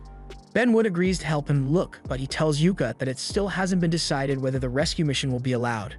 As Benwood walks off, Yuka tells the girls that he will go on the rescue mission alone so he doesn't put them in danger, but the girls refuse to allow it because they know Yuka is going to end up doing something reckless if he goes alone. Besides, if it weren't for Jamie, they all might have died in the dungeon, and after they put that slave collar on Rain, she would have been doomed to a life of servitude without Jamie's help. Speaking of the slave collar, Yuka asks Rain to come over to him for a second, and when she does, he starts casting a spell with the curse mark he received, and he is able to disable the slave collar. Rain is amazed because slave collars are nearly impossible to remove once they are on. She asks Yuka what spell he just used, so Yuka tells her it's probably dark magic. He isn't sure exactly why he knows it, but it seems like new skills and spells are being forced into him by the mark of Persephone. This probably makes him a disciple of the No-Life King now, so Yuka jokingly asks them to keep it a secret from the church, but they are honestly worried about him. Yuka tells them there's no need to worry for now since it seems like Persephone just took a liking to him for some reason, so the mark shouldn't be a problem for now. Just then, someone starts banging on their front door, and they hear the voice of Bizio yelling for them to get out here. Yuka heads outside to deal with him, and Bizio arrogantly yells at him for taking so long to open the door. He then tries to punch Yuka, but Yuka just kicks him in the nuts. Bizio's guards attempt to draw their swords after seeing their master get nut-tapped, but they are immediately knocked out by Min and Marina. Yuka then tells Bizio that if he was hoping that Simon succeeded in blackmailing them, then he's sorely mistaken, and after the injuries Simon sustained, he most likely already died in the dungeon. Bizio starts to panic a little, but he is still certain that Simon would have at least succeeded in putting the slave collar on Rain, so he pulls out a slave-controlled gem and orders Rain to come out here. Rain slowly exits the house, so Bizio believes the slave collar must have worked, but then she whacks him over the head with a steel rod. She's about to double-tap him to make sure he stays down, but Yuka stops her because killing him in broad daylight would get them in trouble with the law. Rain agrees to stop since Yuka asked her, but she's not letting Bizio leave here without a fitting punishment, so she holds up the slave collar and sticks it around his neck.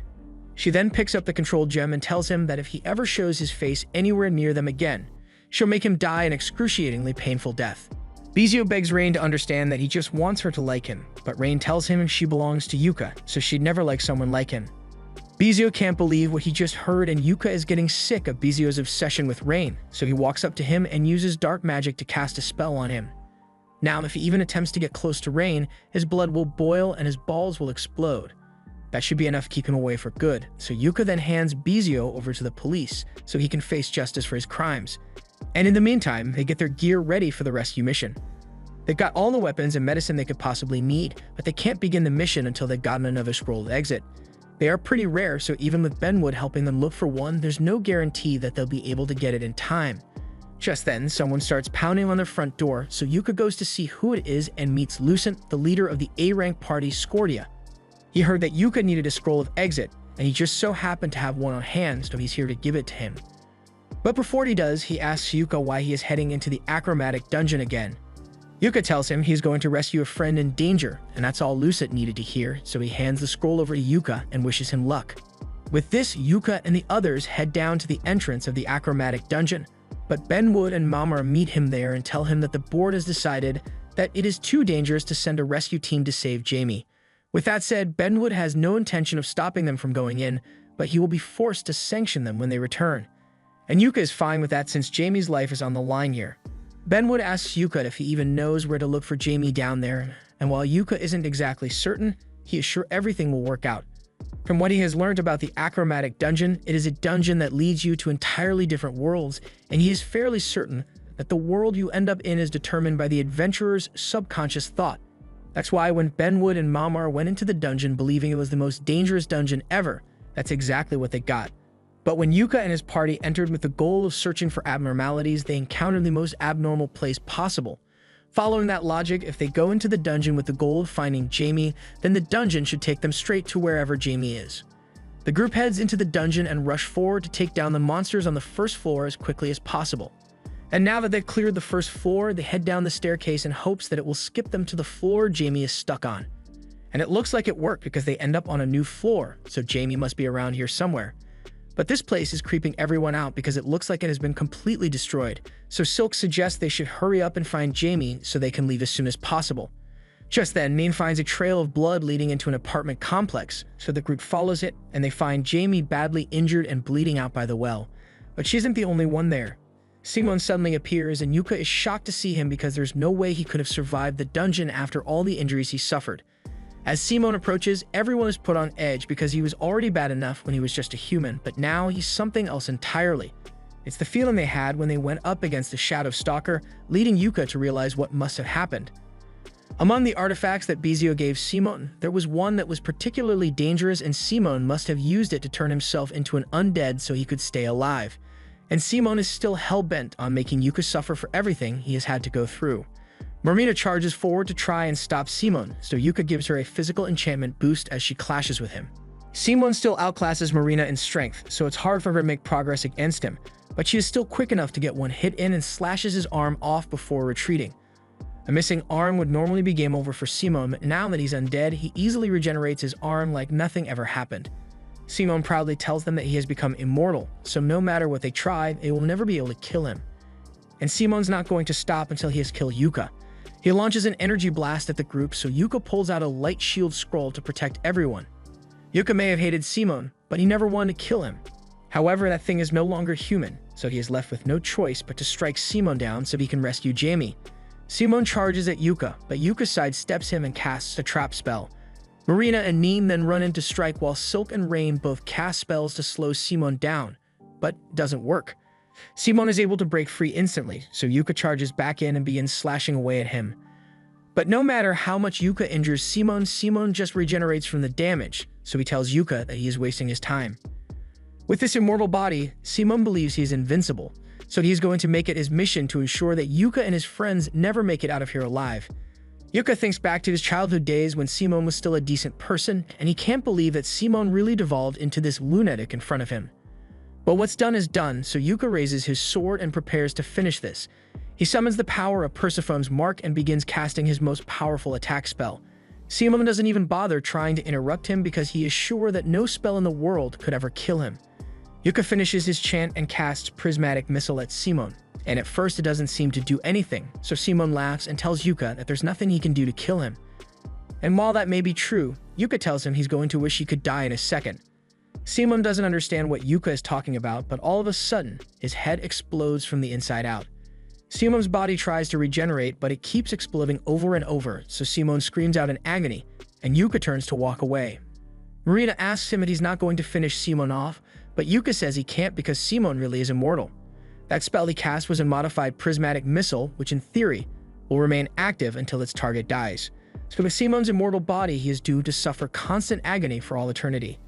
Yuka feels terrible about what he has just done, but he was left with no other choice. He then walks over to check on Jamie's condition, but it's not looking good for her. Rain has been trying to cast healing magic on Jamie for a while now, but it's not working. Yuka asks Rain if she's got any healing potions left, and she does, but even the healing potion doesn't work. Jamie tells them that it's an effect of Simon's magic blade, so no amount of healing magic will ever close the wound. She tells Yuka it's over for her, but Yuka refuses to let her die, so he decides to use Persephone's Mark. He has no idea if this will work, but he puts Jamie's hand on the mark and casts Dispel Magic on her, and it successfully lifts the curse from Simon's sword. Jamie is relieved that Yuka managed to save her, but she's lost a lot of blood, so she ends up passing out. Yuka's worried about her, but Rain says she should be fine after she gets a little rest. Now that everyone is safe, Mean says they should hurry and get out of here because it just turned nighttime and a ton of Shadow Stalkers are spawning. The Shadow Stalkers spot Simon on the floor in pain, and they decide to add to his suffering by ripping him to shreds over and over. Yuka still feels guilty for causing Simon's eternal suffering, but there's nothing that can be done for him now, so Yuka pulls out the Scroll of Exit and says goodbye to the man who was once his friend. After returning, Yuka and Jamie are summoned by Benwood, and Benwood says that as the guild master, he is obligated to punish Clover for their actions. Yuka already expected this since they did go into a dungeon that was meant to be sealed, but the only punishment Benwood is giving Clover is a 1-month suspension. Yuka is surprised that that's all. But then Benwood turns to Jamie, and as a former member of Thunder Pike, he is required to punish her as well for her role in the party's crimes. But all she's getting is 1-year suspension. Jamie asks if he's sure she should get off so lightly because Thunder Pike did a lot of awful stuff, and she was an accomplice to most of it, so she was sure that she would be exiled. But while that may be true, Mamar says Jamie earned some leniency by providing evidence of Thunder Pike's crimes, and she never directly participated in any of their illegal activities, so there is no need to punish her further.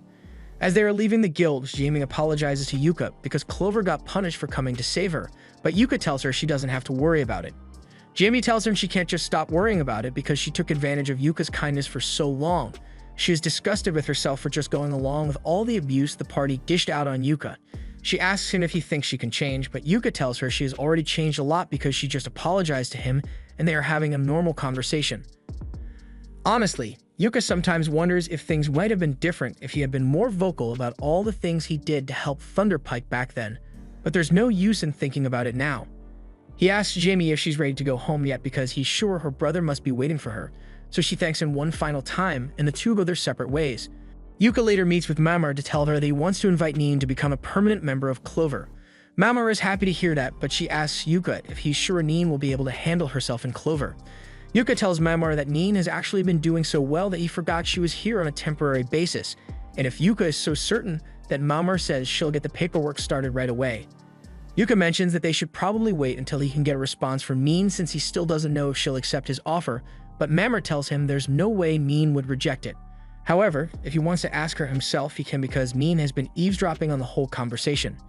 She tries to explain that she just came to deliver a message to Yuka, but Mamoru still scolds her for spying on them and for getting caught so easily too. Since she's here anyway, Yuka asks her if she would like to become a permanent member of Clover and Min eagerly accepts. Mamoru is happy for Nin, so she hugs her and tells her to do her best with Yuka and his companions from now on. As they leave Mamoru's office, Yuka asks Nin about the message she said she was supposed to give him. So Nin hands him a letter from Silk, and as soon as Yuka reads it, he understands what it's about. Nin asks him what it's about, so Yuka tells her they should probably go visit Jamie. Jamie is currently doing some organizational work in the private study of Benwood, and when Yuka arrives, he tells her he is impressed with how easy she makes it look. Benwood apparently gave up on keeping this place organized years ago, so it's become incredibly messy, which is why he hired Jamie to clean it up. And speaking of which, Jamie has been meaning to thank Yuka because she knows he is the one who recommended her for the job. Yuka pretends that he has no idea what she's talking about, but Jamie knows he had something to do with it. And she's very grateful because with her 1-year suspension, having different source of income is really helpful. Anyway, she asks Yuka if there's a reason he came to see her, so Yuka tells her that Silk has something she wants to discuss with Jamie, so he was hoping Jamie could stop by their base after she's done with work. Jamie doesn't mind, but she has no idea why Silk would want to see her, and Yuka doesn't want to give her any details either. Once Jamie is done for the day, they all start walking back home, but it's really cold since it's winter time. This city doesn't get much snow, but back in Yuka's hometown it used to snow a lot, so he remembers having snowball fights with Simone all the time when they were kids. Remembering Simone gets Yuka a little down, so Jamie and Nain try to cheer him up a little. They eventually arrive at the Clover house, so Yuka tells Min and Jamie to head in first. Nin and Jamie get the feeling that Yuka is up to something because he never acts like this, but they still don't know what it is, so they just head inside. However, as soon as they set foot in the house, they are met with a party others had organized to welcome Min and Jamie to Clover. That's why Silk sent Nin out on an errand earlier so she wouldn't figure out the surprise. Nin is ecstatic to officially be a member of Clover, but Jamie doesn't know how to feel about this. Yuka never asked her if she wanted to join, so he's worried that he might have overstepped by adding her to the team, but that's not the problem here. Jamie is glad that Yuka invited her to join the party, but she doesn't think she deserves such kindness after all the trouble she caused them. The other members of Thunder Pike did a lot of terrible things, and for the most part, she just stood by and watched it all happen. Silk tells her she doesn't need to feel guilty because she was the one who saved them from Simone and the others when it mattered most. They owe her their lives and she's an experienced veteran, so they'd love to have her in their party. With that said, it's time for them to begin a welcome party, so they all sit at the table for the feast and Yuka is about to raise a toast in honor of Jamie and Min. But before he does, Marina has a question to ask. The reason they named their party Clover was because there were 4 of them, but now they have 6 members and she's not sure if 6-leaf clovers are even a thing. Yuka doesn't know either, but Jamie tells everyone that 6-leaf clovers really do exist, and in the language of flowers, they symbolize glory. Marina is amazed that Jamie knows so much about flowers and glory is a good symbol for the party, so they all toast to the new Clover. Later that night, Yuka is walking Jamie back to her house, and while they are walking, Yuka starts thinking about the past. He tells Jamie that when he first came to this town, he kind of admired her. Jamie is so shocked to hear this, but Yuka tells her she gave off a real city girl vibe back then. So as a guy from the countryside, she seemed really glamorous. Of course, since then, Yuka has lost a lot of that innocence, but Jamie remembers him being a lot cuter back then. Since he had never seen a city before, he could barely figure out how to use the water pumps or how to navigate the streets. Yuka doesn't like remembering how stupid he was back then. Besides, Simone came from the same village as him, so he was just as bad as Yuka was. Bringing up Simone gets Yuka in a bad mood again, so Jamie asks him if he ever thinks back on how the old days used to be. Yuka honestly has a lot of fond memories with Thunder Pike, but he can never experience those days again because Thunder Pike doesn't even exist anymore. And Yuka kind of blames himself for how things turned out. Jamie tells him it's not his fault that things ended up this way. The rest of them just gradually became blind to all the things Yuka did to support the party, and honestly, even if Yuka had tried to explain everything he did for the party, none of them would have listened to him. Thunder Pike was always doomed to fail, so once again, Jamie assures Yuka that all the fault lies on Thunder Pike. But she hopes he will give her a chance to start over, and once her suspension is over, she swears that she will work hard for the team and make sure she doesn't make the same mistake again. After getting Jamie home, Yuka returns to the house, but the only one there is Rain. He asks her where everyone else went, so she tells him that Silk and Marina went to help Neen move her stuff out of Mamar's house. Yuka thinks that's strange since they could have just waited until tomorrow morning, but Neen said she wanted to get it done as soon as possible. They played rock, paper, scissors to decide who had to do all the cleaning, and Rain ended up losing, so she had to stay behind. In that case, Yuka offers to help her out, so he rolls up his sleeves and starts drying the plates that Rain washes. After a few minutes of this, Rain jokes that the two of them look like a married couple. Yuka is so shocked by what she said that he nearly drops the plate he was holding, but then Rain starts pouting because he didn't need to react like that. She asks him if he would want her to be his wife, and without hesitation, Yuka answers that he'd love that. He then grabs Rain's hand, but then he stops because he doesn't know what to do next. So Rain takes matters into her own hands and kisses Yuka, saying this is how she feels about him. But before Yuka could respond to her, the others return home and ask for his help carrying Neen's stuff, so he rushes out of the kitchen. A few weeks later, Clover's suspension is finally over, so Yuka heads into the guild to talk to Mamar. Mamar asks him if he's here to pick out a quest, but he says he actually just came to say hello today. However, the look on Mamar's face tells him she has an interesting quest for him, so Mamar leans in to give him the details. This information hasn't been made public yet, but a new dungeon has been found along the bank of Lake Rang, and it has been over 10 years since a new dungeon was found. So this is some major news. Mamar suggests that Clover could use it for their comeback stream because exploring a new dungeon would certainly create a lot of buzz. Yuka really likes the idea of exploring a new dungeon, but for Clover to be given such an opportunity right after their suspension, and it almost seems too good to be true. Mamar explains that because Yuka and the others did such a good job investigating the achromatic darkness, the Royal Academy thought it would be a good idea to have him investigate this new dungeon as well. And the request is coming directly from the kingdom, so the payout will be great. Yuka's honored to receive a request like this, but this is too big for him to give an answer on his own, so he says he will respond once he has had a chance to talk to his teammates. A little while later, Yuka returns home and finds Marina polishing her gear on the table. She takes one look at Yuka, and she can immediately tell that he found an interesting quest. Yuka confirms it and asks Marina where everyone else is so he can talk to them about it. Marina tells him that Rain is in the bath right now and Silk is in her room, but Neen is currently out shopping, so it'll be a while before everyone can get together to discuss this. Yuka decides to wait till dinner time so he can tell everyone, so Marina says she's going to head to the guild for a little bit because Jimmy said she has something cool to give her, but she says she'll be back in time for dinner. Just then, Rain gets out of the bathroom and greets Yuka, but her hair is still wet, so she sits down and asks Yuka to dry it for her. Yuka has no objection, so he starts drying her hair, and while he's doing that, Rain asks him if he found a new quest because she can tell that he looks happier than usual. Yuka doesn't understand how the girls can tell just by looking at his face, but he confirms that he did find a new quest. But before they talk about that, Rain is going to need to learn how to dry her hair by herself. Rain says she can do it on her own, but she just wanted Yuka to do it for her this time. Once Yuka is done drying her hair, she tells him she's going to go take a nap, and Yuka reminds her to stay warm so she doesn't catch a cold. But then Rain invites him to come help her stay warm in bed if he's so concerned. Yuka freezes up after hearing this, but Rain was just teasing him to see his reaction. After Rain leaves, Silk shows up, and she has prepared 2 cups of hot cocoa since it's so cold out. They sit down together to drink the cocoa, and from the look on Yuka's face, Silk guesses he must have found a good quest for them to take. Yuka still has no idea how everyone keeps figuring it out, but he decides to tell Silk about it so he can get her opinion. He tells her a new dungeon has been found and they were asked to investigate it. Silk thinks that what a great opportunity to Clover, but she tells Yuka that he needs to be the one to make the decision because he's the leader of the party. Besides, from how excited he looks, Silk already knows he wants to accept the quest. Yuka admits that he is really excited about it, so he says he will head back to the guild to get the details for the quest. And while he's gone, he needs Silk to check to make sure they have enough supplies for a dungeon assault. Silk agrees to help, but she also asks Yuka to go talk with Jamie while he's at the guild. Yuka doesn't mind, but even if they accept the quest, they won't be able to take Jamie because she's still suspended. But that's not what Silk was talking about. She was planning a party for tonight to celebrate the end of Clover's suspension, so she wanted Yuka to tell Jamie that she and her brother are invited.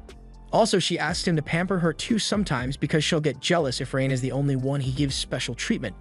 Yuka freezes up again, but then Silk tells him she's just joking and hurries him along so he can go to the guild. Once Yuka has officially accepted the quest, all the members of Clover get on a carriage and start heading for the city of Duna. Marina is excited since this is the first quest they've done since the achromatic dungeon incident. Silk reminds her that she should take this quest seriously since it's not a game, but Marina says she is taking it very seriously. She just can't help but be excited about exploring a new dungeon and the 2-week journey to Duna. Silk admits that it's exciting to see new places, and all the others feel the same way. Rain asks if Duna has any interesting artifacts, and Yuka thinks it will since the neighboring country, Samutaria, is particularly good at alchemy. After a long journey, the group eventually arrives at Duna, and it is just as amazing as they hoped it would be, so Yuka says they can check it out once they have settled into town. Rain notices that there are a lot of adventurers here, so Yuka tells her it's probably because word of the new dungeon has spread, so there are even people from other countries here. Rain asks how Yuka knows that, so he points to 3 guys wearing cloaks and explains that those men are from Samutaria. He can tell because their cloaks have patterns that represent their families, and Samutaria is a nation where your family lineage is very important. Marina thinks the matching cloaks look really cool, so she asks Yuka if he could make something like that for their party. Yuka thinks that's a good idea, and if they are going to be making matching cloaks, he might as well put a useful enchantment on them.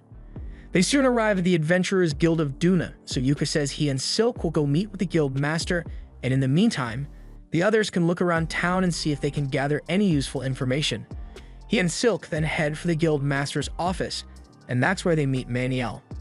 Yuka and Silk introduce themselves as the leader and sub-leader of Clover, and Maniel is glad to see that they have such good manners. Yuka already got the gist of the quest from Benwood, but there are still a few more details that he would like to confirm before they begin their exploration. Like what they should do about mapping out the dungeon. Maniel tells him he can do the mapping if he wants, but it's not required since the guild will send people in later to map it out completely. Next, Silk wants to ask about their policy on items found inside the dungeon, so Maniel tells them they can keep whatever they find, but they will have to submit it for identification once they leave the dungeon in case it's something dangerous. Yuka starts looking at Maniel with suspicion, so she calls him out on it, but she understands why he would be suspicious of her, since this is the first time they've met. Yuka gets up and apologizes for his rude behavior, but Maniel tells him not to worry about it. She says she looks forward to working with Yuka and his party, and speaking of which, she wants to know when they plan to head into the dungeon. Silk tells her they intend to start in 3 days so they can rest and prepare for the exploration properly, and Maniel thinks that's a great decision. She can see why Benwood trusts Yuka's party so much. She tells Yuka that she and Benwood have a long history together, and in fact, she was a part of the party that first stepped foot in the Achromatic Darkness. That also means she was good friends with Yuka's uncle, so she tells him there's no need to be so stiff around her. Since they had to come all the way here, she went through the trouble of finding some accommodations for the party while they are in Duna, so she hands Yuka a map that will show him the way there. Yuka thanks her for the kind gesture, but Maniel is just happy to help. After the meeting is over, Silk and Yuka start walking over to the Adventurers Guild so they can meet up with the others. And while they are walking, Silk breathes a sigh of relief because she was incredibly nervous during their conversation with Maniel. They soon arrive at the Adventurers Guild, but it looks like there's a huge commotion going on. It looks like Marina and the others got into a fight with those Samutarians from before, and everyone in the bar is eagerly watching to see what happens. Marina tells the guys to leave him alone. The Samutarians don't speak the same language, so they assume she just insulted their family lineage and are ready to throw down. Before things get too heated, Yuka steps in and asks what's going on. Nian explains that these guys kept trying to get her to pour drinks for them, so Yuka tries to mediate so no one gets hurt. He speaks a little Samutarian, so he tries telling the Samutarians that these are his friends, not servants, but instead he says these are my wives, and I sleep with them every night. After hearing him say that, the Samutarians quietly back off because they've realized their mistake. And now that the fight is over, all the spectators disperse. Silk asks if Marina and the others are okay, and aside from one of the Samutarians touching Marina's shoulder, she is perfectly fine.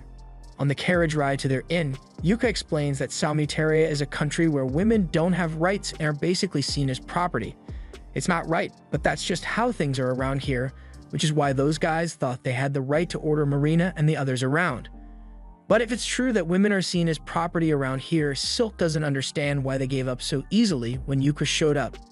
Yuka explains that the law in this country is strictly tied to their religious beliefs, so when Yuka told them that Marina and the others are his wives, he was basically asserting ownership of them. And under Samutarian law, you cannot try to steal another man's wife lest you be punished and have all your property seized. That gets Marina thinking, so she tells Yuka that they really need to get matching gear, because then everyone will know that they belong to Yuka and they won't have to deal with any more entitled Samutarians. Yuka understands what she means, but he doesn't like the idea of owning any of the girls. Eventually, they arrive at their lodging and they are welcomed by Finna, the owner of the lodge. She tells them that she will be their caretaker for the duration of their stay, and if there's anything they need, they should feel free to ask her. Yuka introduces himself as the leader of Clover, but Fina already knows who he is because she's a huge fan of the Clover. Silk thinks this place is amazing because for some reason the spirits here are incredibly stable, almost like it's a sanctuary. Fina is glad to hear that, and she reminds everyone that while they are here, they don't need to worry about paying for anything because the guild is going to cover all their expenses. She also tells them that the entire inn has been reserved for their party over the duration of their mission since Fina figured that Silk would be uncomfortable around random people. Silk thanks her for the consideration since she is still a bit nervous about being in an unfamiliar country. Fina tells the group that they can rest in whichever room they choose, but for now, she would like to show them this inn's main attraction, the rooftop garden with a hot spring. She says it can relieve their exhaustion, and it's also good for their skin, so they are free to take a dip whenever they like. Neen is excited about the hot spring, but Yuka and the others are terrified because they have no idea what it is. Nina tells them that it's basically a bath where hot water comes up from the ground. This scares them even more since they are worried the hot water will boil them alive, but Nina tells them it's perfectly safe. She's surprised that Yuka has never heard of a hot spring before, but neither have any of the other girls, so Nina suggests they should all get in at the same time so it won't be as scary. After their bath, everyone gathers in the dining room to have dinner, and Marina is loving all the tasty food. Fina comes over and tells her she can have seconds if she wants since she saw how much Marina enjoyed eating on the dungeon streams, but that makes Marina really embarrassed because she didn't realize the camera caught her eating back then. But she still wants another portion though. The next morning, Yuki gathers everyone in the living room, and since they'll be heading into the dungeon tomorrow, he wants to hold this meeting to go over a few things. They are going to be exploring the new dungeon that appeared near the city, and Yuka plans to handle it the same way they did with the Achromatic Darkness. They will livestream the quest while attempting to conquer as many floors as possible. But once they get to the 5th floor, there's a good chance the dungeon will be open to the public, so for now, their goal is to make it to the 5th floor. The only information they have on the dungeon is that the 1st floor is some kind of underground waterway, and based on the location, they can guess what kind of monsters they might end up encountering. Also, this quest will be a race against 2 other parties to see who can conquer the dungeon first, but Yuka would like to ignore the race altogether. The other parties are more experienced than Clover is, so he doesn't want to risk rushing and getting his party hurt. Yuka asks if there are any questions so far, so Marina raises her hand and asks what kind of pacing they should use. Yuka tells her that for their first day, he wants their goal to be to find the staircase to the 2nd floor, and after that, they can do an expansive search of the 1st floor.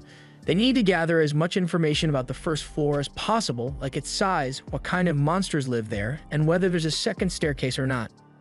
Additionally, since there's a waterfall near the dungeon, Yuka's navigation artifact won't work here, so he's going to need Nanak to guide them this time.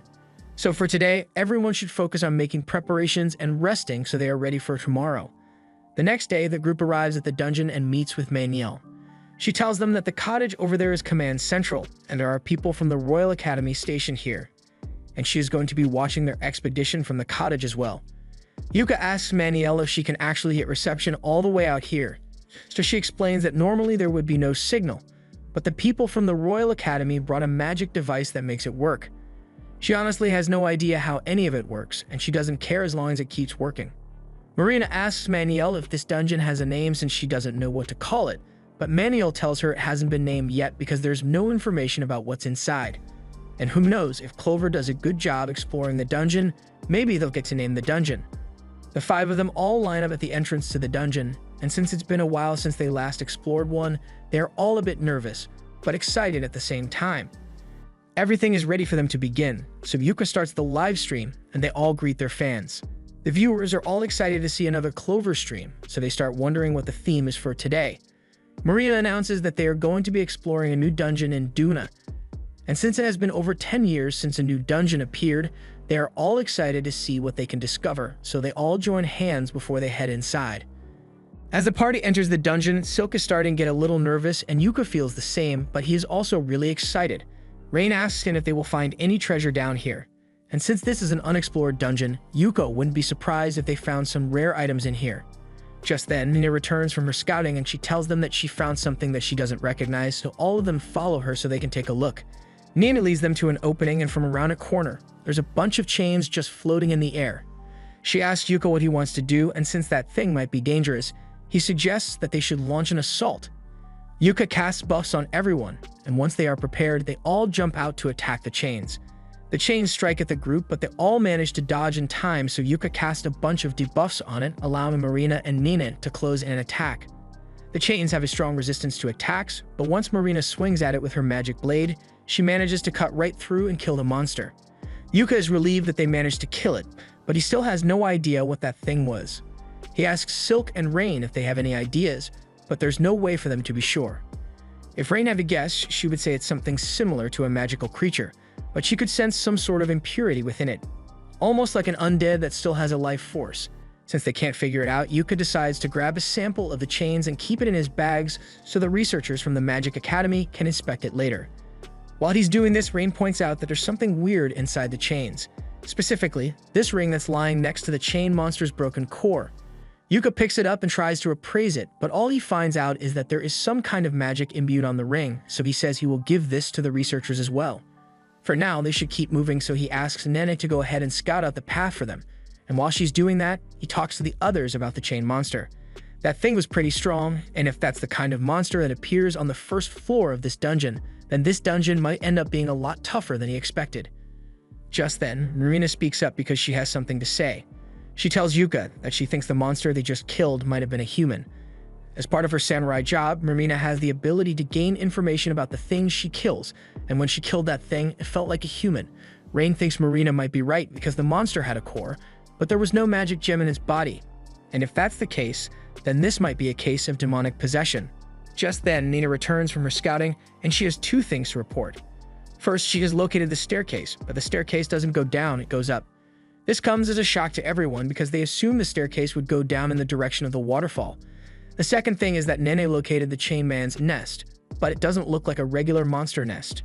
Everyone goes to check it out, and to their surprise, they find a neatly organized room.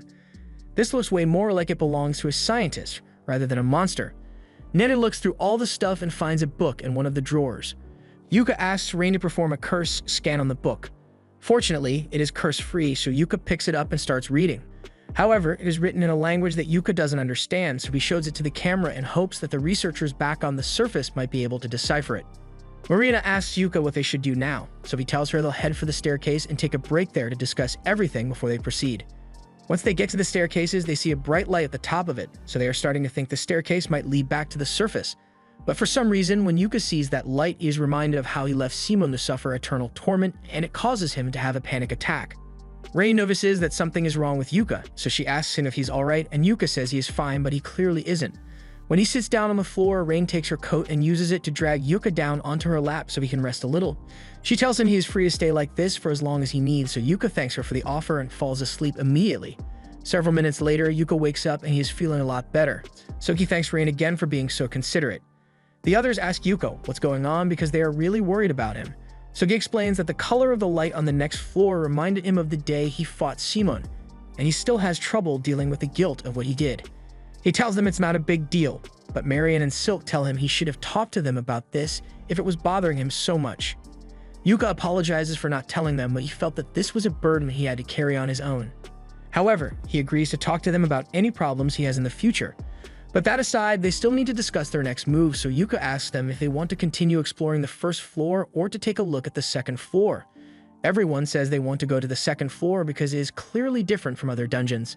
Since everyone is in agreement, Yuka says they'll head to the second floor, but before that, they still need to have lunch. While Yuka is getting the food ready, Marina pulls out a second camera to record a little cooking stream for her fans. Yuri taps on his magic soup pot, and the soup of the day turns out to be meat stew. So now all that's left is to cook the chicken.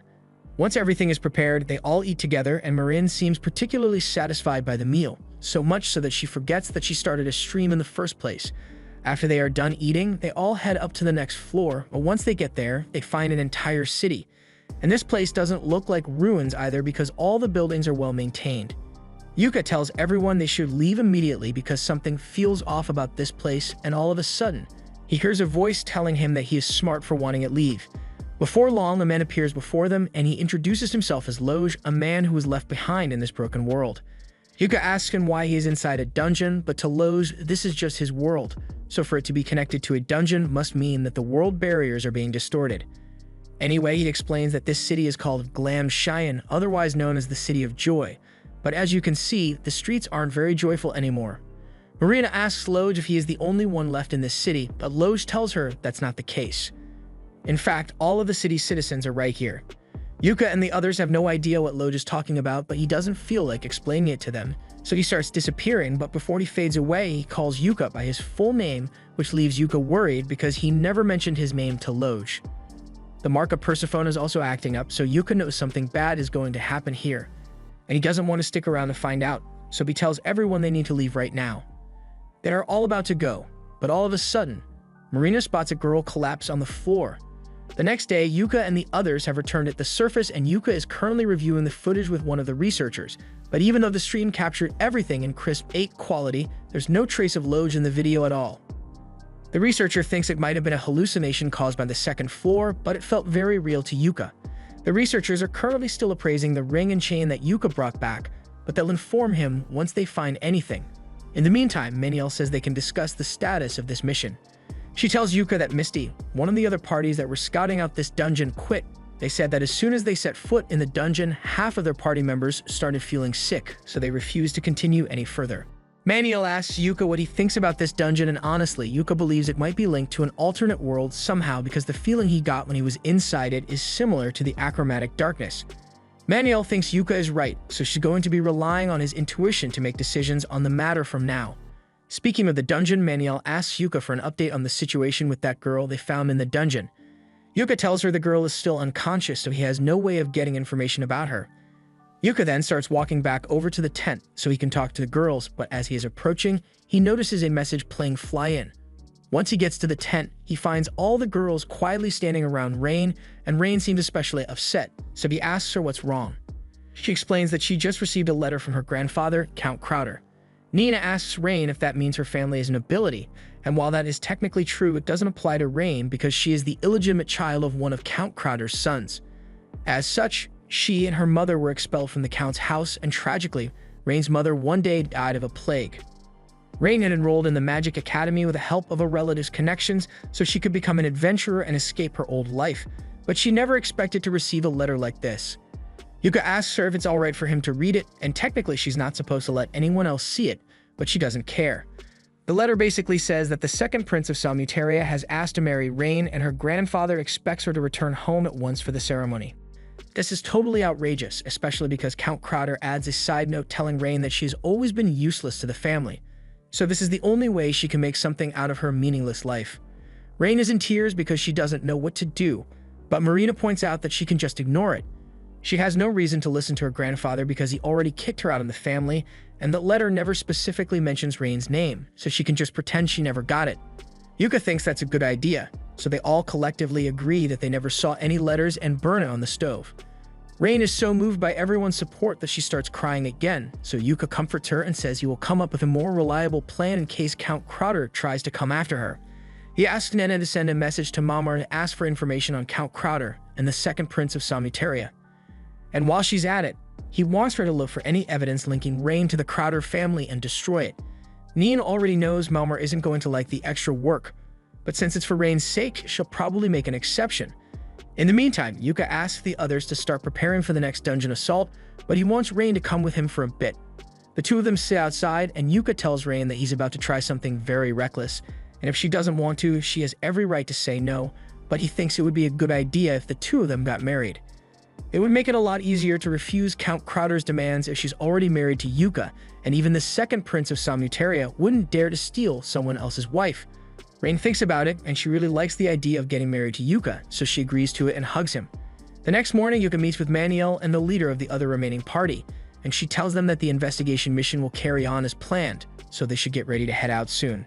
But before Yuka leaves, she lets him know that his marriage documentation has been approved, so he is officially married to Rain now.